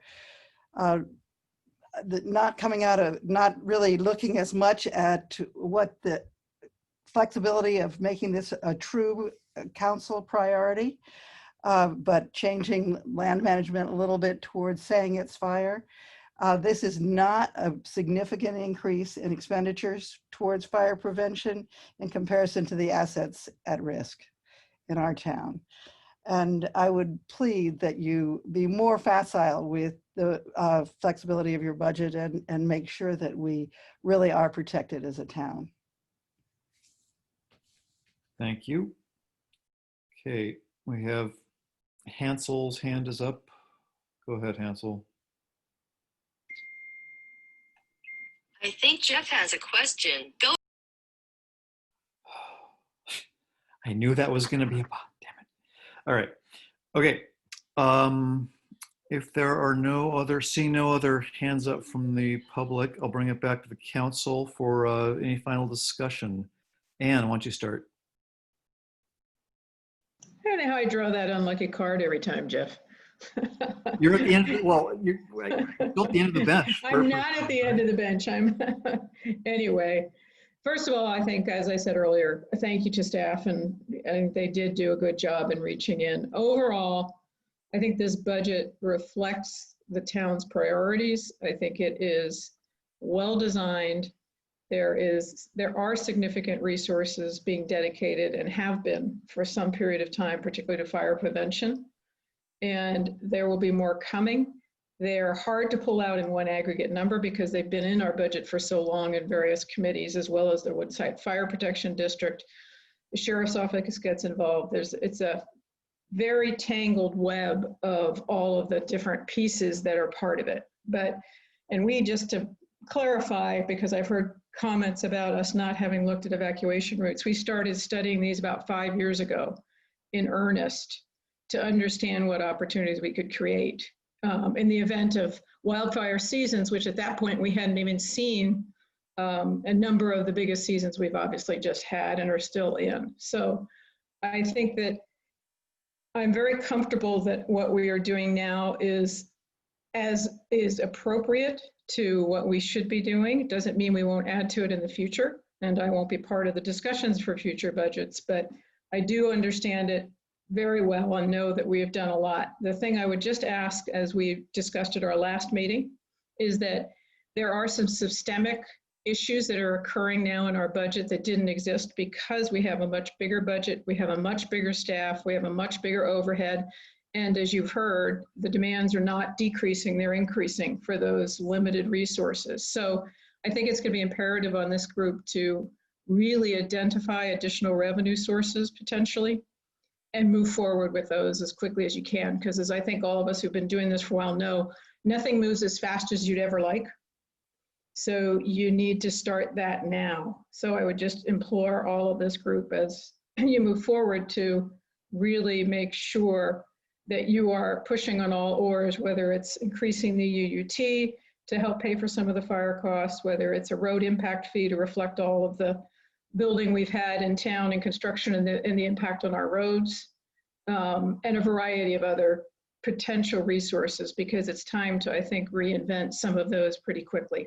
Or else the fact that we are drawing down our reserves at the level we are now reflects those demands, reflects those needs. And I think we're saying, go ahead, we need to spend it. It's appropriate to spend it. And so I approve this budget. I believe they've done as good a job as they can do in this environment. So I'll be happy to recommend it going forward this evening. But again, recognizing that there are some systemic changes that I think need to be addressed as soon as is reasonably possible, because they will take some time to implement. So thank you to the staff and for everybody who's given input. Yeah, thank you, Ann. Good points. John, go ahead. Okay, thank you. Thank you to the staff for sure. It's a heroic effort. I think we're in much better shape than we might have been considering the situation with COVID and all the difficulties that's come from that. I think that I am now in a position where I'd be happy to move it forward. I do want to echo Ann in that, noting that our efforts on fire safety have been ongoing for a very long time. And I think people miss the point that we really are reliant on the fire department, on their Woodside Fire, to give us guidance and tell us what we should be doing. And we've been listening to them very carefully for years. I meet with the fire department every month on our emergency preparedness committee. The chief sits in at most meetings. A little bit later tonight, I'll give a brief synopsis of our last meeting on the 1st of the month. And he makes recommendations. He has been looking with us at evacuation routes for many years. He's been working, fortunately, we now have the possibility of using Zone Haven as a way to make these potential evacuations more efficient and actually work for us, rather than having to struggle and use all the more old-fashioned methods of communication between the fire department people on the ground and the people in our community. We have amazingly updated and improved systems in place. And we're always looking at new options that can be implemented in order to make it more efficient and more safe for everyone. So I am very happy with the funding that we've given to this. I think our recommendation by the fire district to do the roadside clearance that we've done along our major exit routes has been phenomenal and right in line with their recommendation, which is what we rely on. So I think people really ought to understand that we are doing absolutely what needs to be done in that whole arena. As far as the long-term budget goes, I think that there's been a real effort to look at what we can do long-term, given the immediate odd structural changes that are taking place, and I think that will be in the back of our minds as we go forward, and we'll be able to, hopefully, some of those changes will be able to be revised, and we'll get some of our revenue back.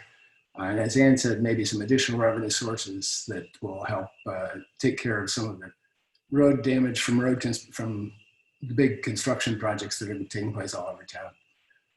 So anyway, I'm happy with the way we've got it set up, and I'm happy the way it looks moving forward. And I'm ready to vote for it. All right, thanks, John. Craig, go ahead. Yeah, thanks. Before I get into my main comments, I first just want to thank Anne for her many years of service as the primary liaison to the Finance Committee, and her work on many budgets now, and recognizing that this will be her last.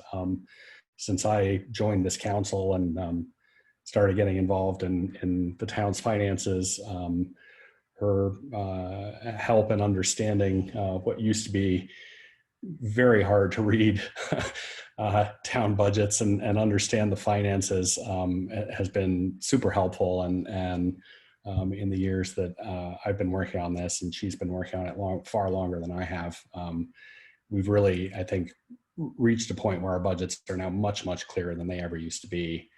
And that's been through a series of financial directors and town managers, and more or less the same. Well, we've got some new members now on the Finance Committee, but many of them have been around a long time too. So thank you, Anne, for all your help through the years on this. I think year after year we've been putting together very prudent, well thought through budgets, and I think this year is no exception.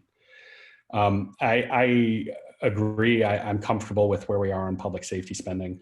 I think we need to recognize the balance of the funds that we have and all of the different projects that we spend on. We don't have the luxury of just ceasing spending on pretty much any of the items on this budget. We have to spend on safety and planning for fire and other potential disasters. And I think we have, and as we've said over the years, we've set the stage. There's more to do. That's why we created our ad hoc fire committee. That's why a year or two ago we invested in Zone Haven, which is now starting to bear fruit, and our ongoing work with the Woodside Fire, the county, the state, and all of the other agencies involved, I think is as has been pointed out, a growing part of what we do, and it's not necessarily reflected in the budget because of a lot of other funding sources that are involved in all of those activities. I think the long-term situation, as we've been watching these budgets over the last number of years, there are things we for sure need to keep an eye on.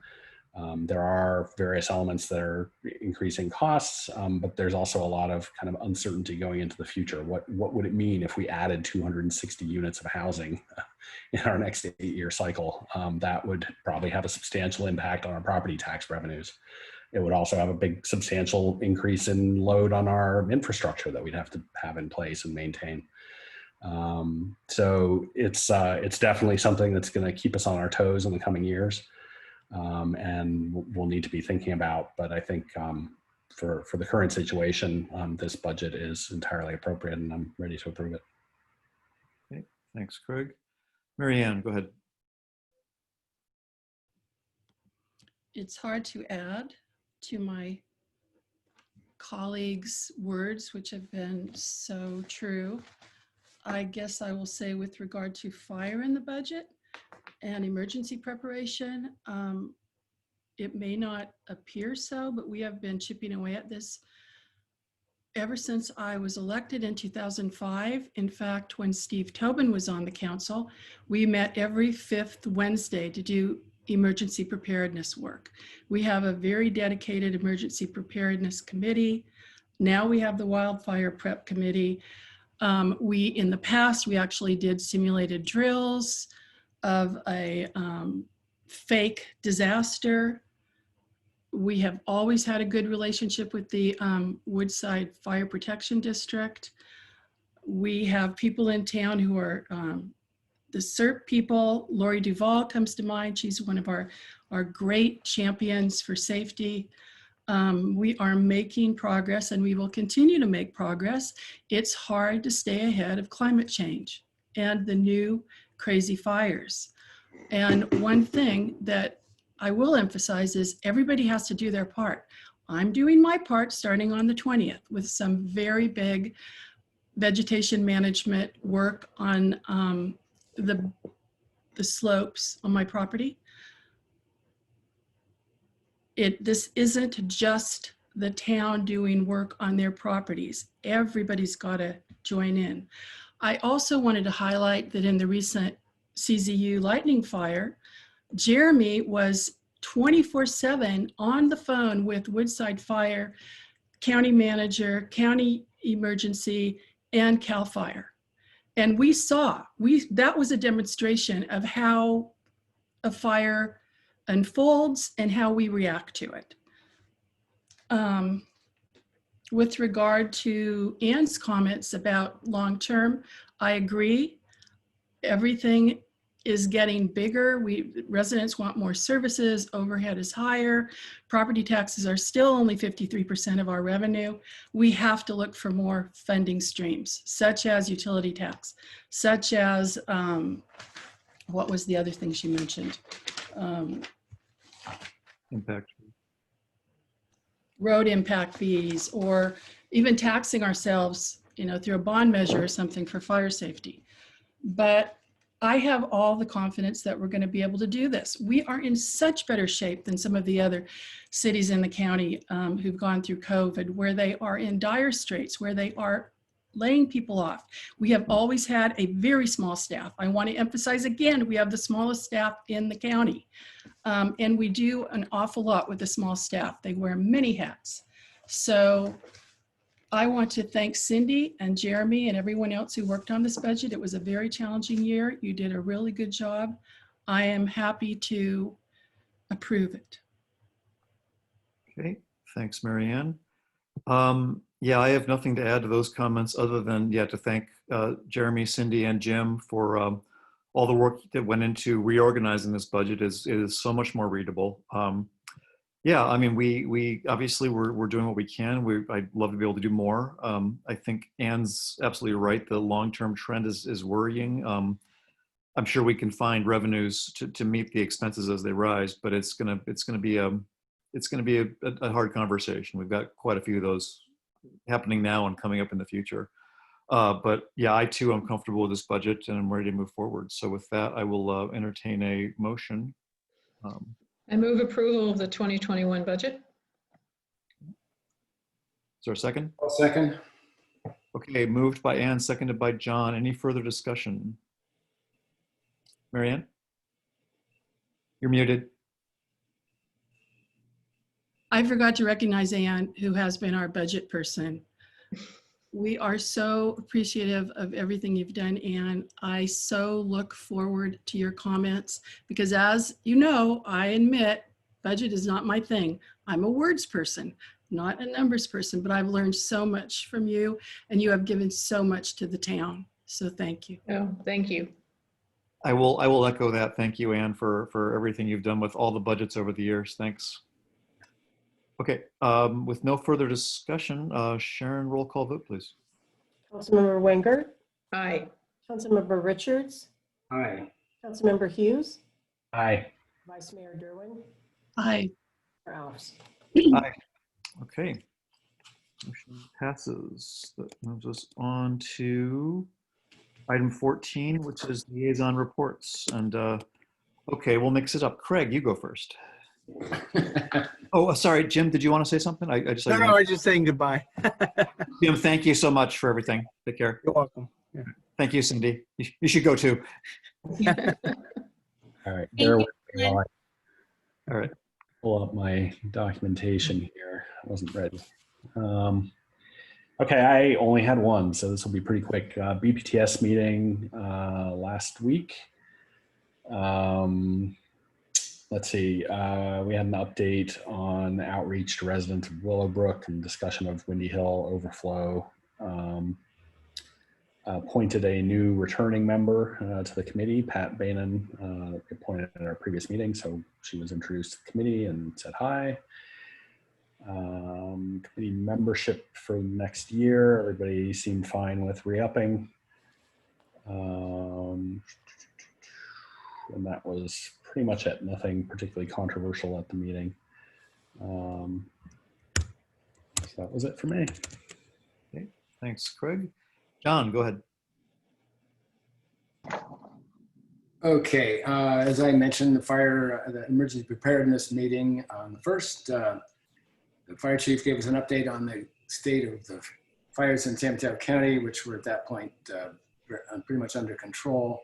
Talked about an update on Zone Haven that is looking better all the time.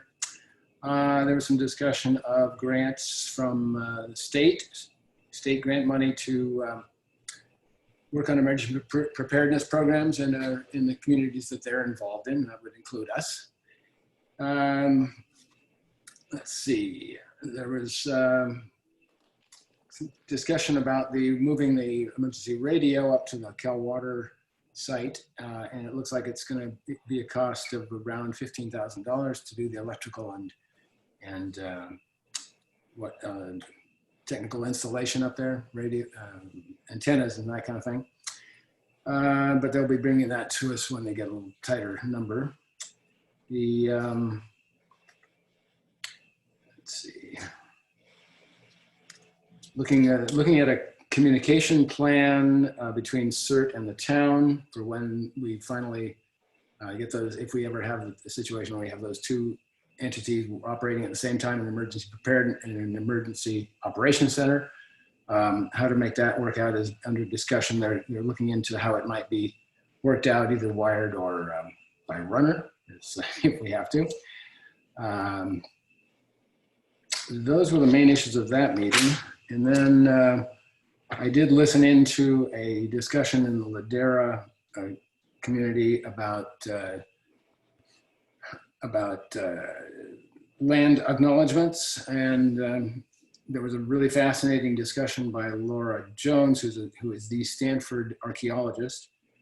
She talked about how to be an ally of Indigenous people and made some great points. Made 3 main points: educate yourself, recognize that there were people here before, and third, listen. And what do people who are in those communities care about most? Of course, there's a lot more involved in that, but that was the outline of it.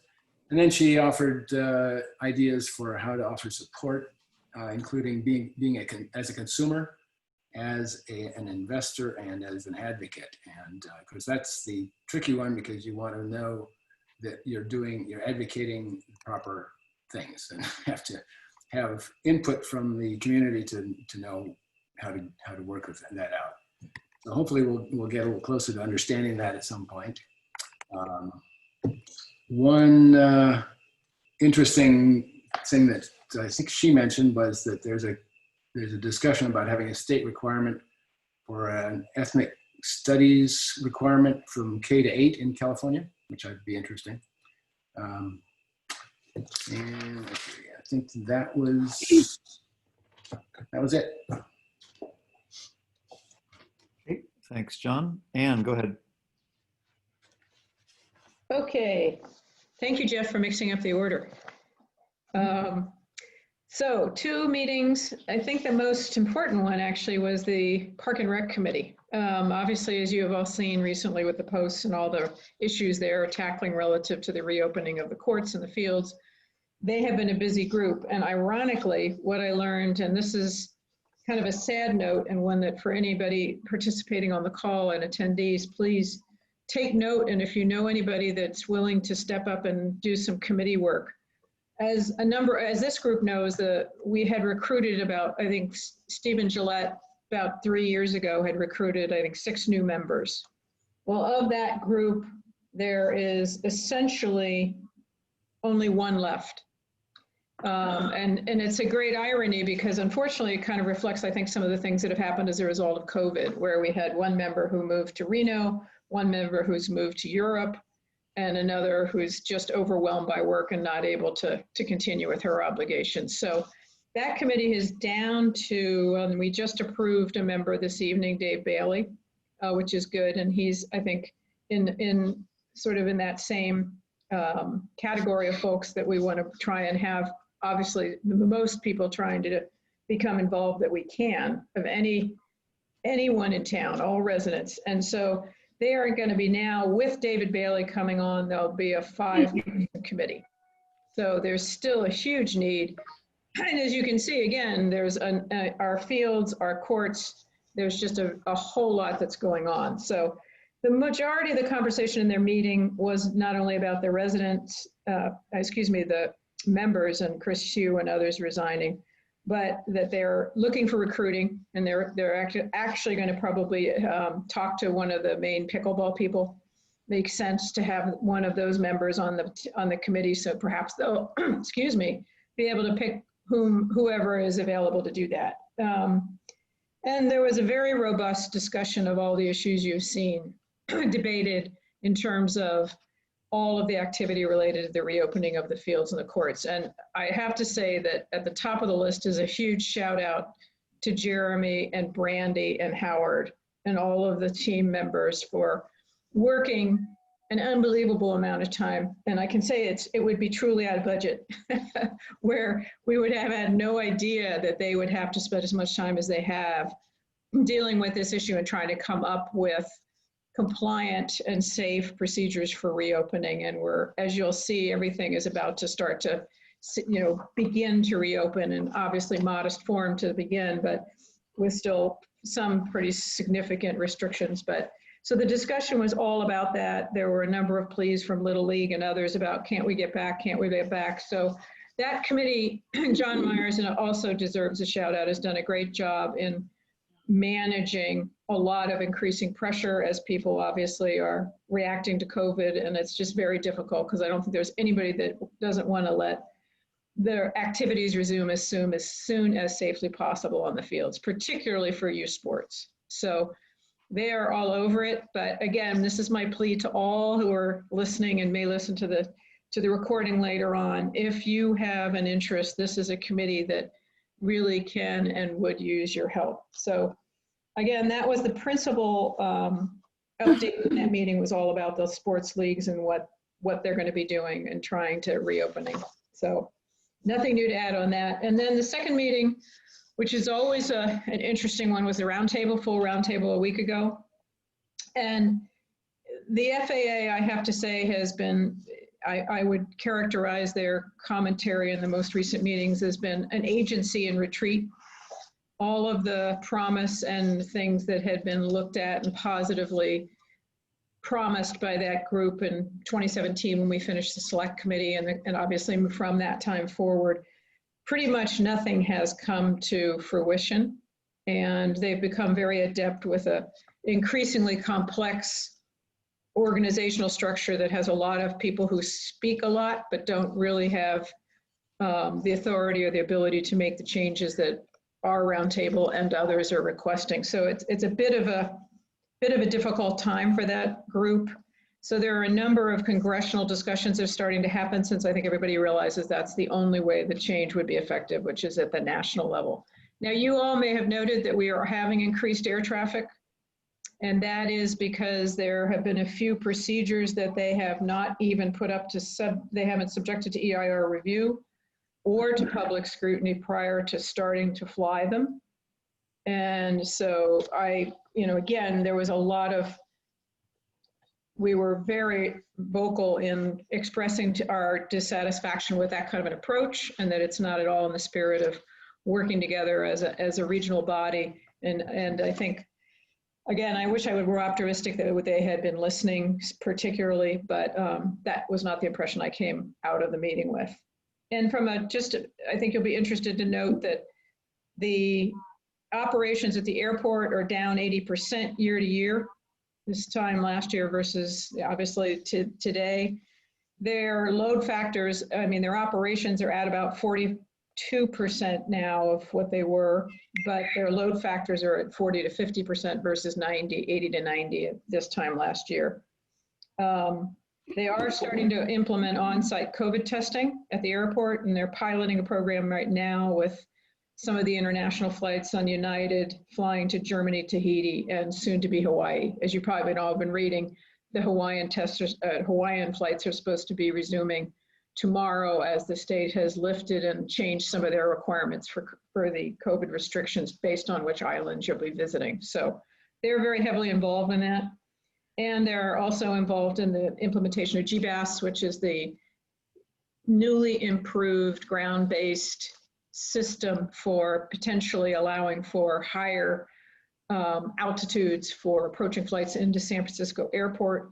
And San Francisco is one of the pilot programs for it. And while there was a lot of initial enthusiasm when they presented a very detailed presentation in this meeting last week, it really, they pulled back on a lot of the things that would have had the greatest value for places like Foster City and Palo Alto because of different limitations relative to other routes. So again, it was overall, I'd characterize it as a somewhat disappointing meeting, but that's the update. And that's all I have. Okay, thank you, Ann. Mary Ann, go ahead. All righty. I attended a planning commission meeting. This was the first planning commission meeting since February. And there were 2 items on the agenda. One was the public comment policy that the council adopted, and one was the annual report on the cannabis land use ordinance. The first one, the public comment policy, there was quite a discussion, and it was a good discussion. I would have to say that the audience is not that fond of our public comment policy, particularly the decorum policy that was, until tonight, read at the beginning of each meeting. And let me see what else. There was also a comment about being able to see the participants in the meeting, and I think there have already been some changes made because of that, right, Jeremy? That's correct. Unfortunately, with the webinar setup, attendees aren't able to see folks. So, but we did try to address that, right? Yeah, we've made other changes as people have made us aware of them. And I think I sensed a lot of frustration because it's been a long time since there was a planning commission meeting, and that frustration was expressed. So the commissioners, I would say 2 of the commissioners, with regard to adopting the policy, 2 were absolutely no way, 2 were kind of makes sense, and then the 5th was not that fond of it, but she could see having guidelines, and I think that's how they ended up, that they would like to have let's see, I wrote it down here. They want to go on a case-by-case basis. Maybe sometimes you have to limit speakers because there are so many of them and it's such a hot button issue, but at a regular meeting when there aren't that many people, they don't feel they should limit speakers' time. They want to make sure people get more opportunity to communicate than less. And they just want some positive guidelines to get the public through the discussion. So I believe that Laura is going to work with Judith, who's the chair, to try to contain what was expressed at the meeting, and I assume that'll come back. The second item, which was about the annual report on the cannabis land use ordinance, there's no activity in town. There have been very few inquiries. There was 1 code enforcement complaint. Jeremy mentioned that there were 2 cities with the most activity were San Carlos and Redwood City. And in San Carlos, there's 1 application for manufacturing, which was denied. And in Redwood City, there was a storefront. There were 6 applications for non-storefront retail. And I guess 2 in operation right now. So there were no changes to the cannabis policy. Laura, in her staff report, tried to explain what's been going on since the pandemic. They had to reinvent and revamp all the planning functions, services, and procedures. And slowly they brought back the permits. They have a whole new electronic ticket system. As of July, since July, 95% of all the services are back up. And it's been a whirlwind for everybody and a real steep learning curve. And she really appreciated everyone's patience. What else did she say? She did a very good explanation, and I'm hoping that it made the audience feel a little better, because it has been frustrating for everybody. And I think that's it. I did want to mention two other events because I felt they were relevant. Well, our biased event, our author event on September 29, which was sponsored and paid for and set up by the library, and I'm so grateful to them. Professor Jennifer Eberhardt, who wrote Biased, gave a, like a 45-minute talk from her book, but she focused on race, racial disparities. Her book contains things beyond racial disparities. I thought she was fantastic. Unfortunately, there wasn't a lot of time for questions, which I think was hard for people. I love her book. I hope that you've read it or you will read it. What I like is that she mixes in hard research with stories about people, even from her own life. So it's very readable and really eye-opening. I think it's really interesting that she did implicit bias work with the Oakland Police Department, and they have measurable positive results because of that. And I did want to remark that people were disappointed that it wasn't recorded, but that was because her publisher won't allow recordings. And then the other thing I wanted to mention was the Green Foothills does an annual event, and this year it was virtual. But this year they honored, how do you say this? Let's see. Amma Mutson, actually Mary Hufty would know how to do this. Amma Mutson, tribal band chairman, Valentin Lopez. And he represents 600 people who are direct descendants of the Matsun-speaking tribal groups that were dispersed to the missions in San Juan Bautista and Santa Cruz. And they talked a lot about not only the land trust that they're working on, but that also this area down by Gilroy, which is sacred lands, and the area was recently purchased by an investor company, and they want to make a giant mining operation, and they're protesting that. There were a lot of people who spoke from the Muwekma tribe and the Amamutsan, and I think there is probably a lot of intersection there for us as we go down the path of trying to open up conversations with tribal elders. I know that Brandon has already started that conversation with the Ramaytush. However, they're very, very busy right now consulting on indigenous burns with cities, which I think is fascinating. So I think this is a very good contact for us, Green Foothills. And oh, one more thing, the PG&E webinar, I did hook in. I thought it was really good. There were not a lot of people, but enough people, and they talked about the transformer on Coal Mine View and the PSPS events and how they're called and what CAISO does. And Jeff was on that, and I thought he was very good too. Thank you. Okay, thanks, Marianne. I have two reports. We do have a hand up, so I will call on Peg Wilson, I believe, is wanted to speak. Go ahead, Peg. Update on cannabis growth near Win. Here we go. Yeah, okay. Was that, sorry, was that her? Yeah, okay. that was. Okay. All right, I have two things. Nature and Science met last week. I actually, unfortunately, I missed it. They had a few ideas they were batting around. Nothing's really coming out. They were thinking about, the Mary's butterfly event and following up on that with some kind of science review of it. So I thought that was a really interesting idea. So we'll see what comes around from that. And then they had a few other just ideas around sort of just trying to explore more little research projects around town for both adults and kids. Last night we had a fire committee meeting. They came back with a really nice report, which was basically sort of 6 recommendations I'm sorry, my cats are suddenly decided now was the time they had to fight in our bedroom.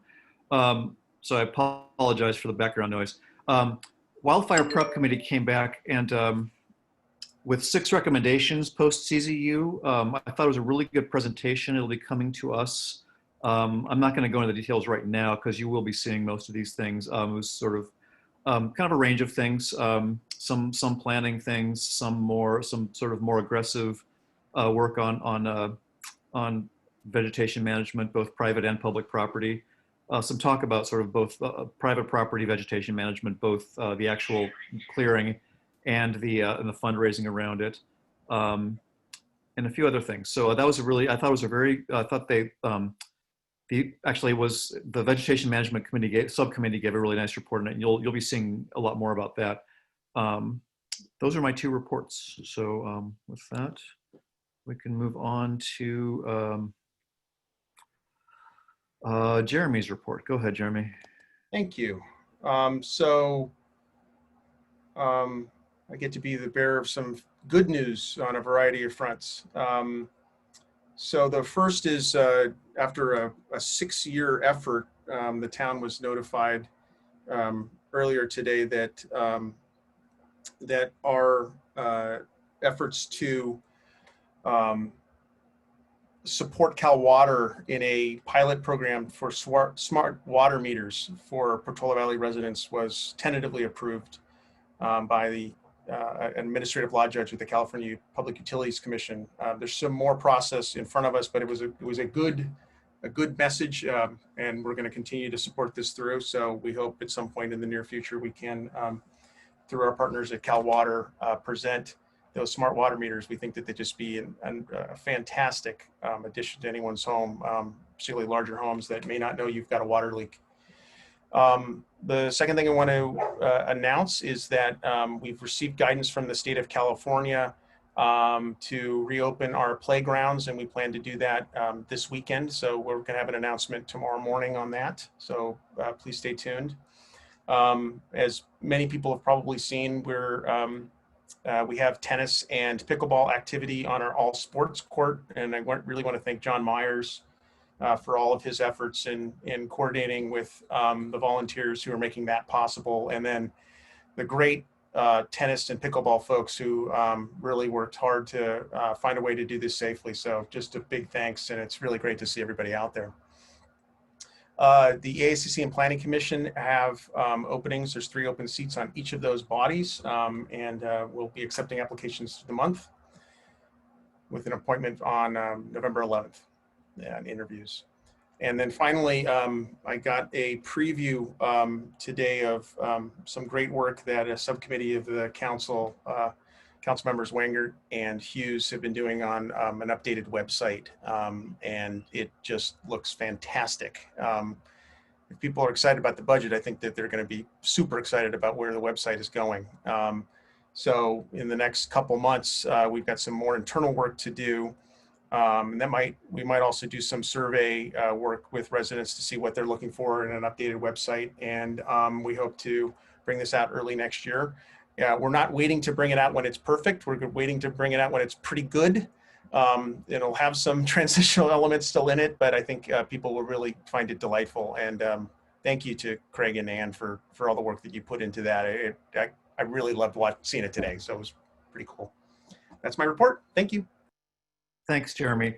I just want to point out, I just want to say, Jeremy, Marianne, and Brandy went through sort of this, I mean, it was the Odyssey trying to get this water meter thing approved. And I would have probably bet good money that it was never going to happen after their last visit to the CPUC. So I want to thank the 3 of you in particular. And if I'm forgetting anyone, I apologize, and please let me know. But all the work on that, this is really cool. I'm very excited to see this going forward, just to see the water we can save and B, what we can learn from it.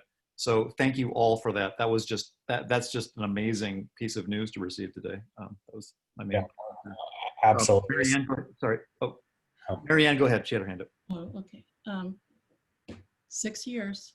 I can't believe it happened, but I'm actually just want to remind the community that we have our policing town hall Zoom on Monday from 7 to 8:30.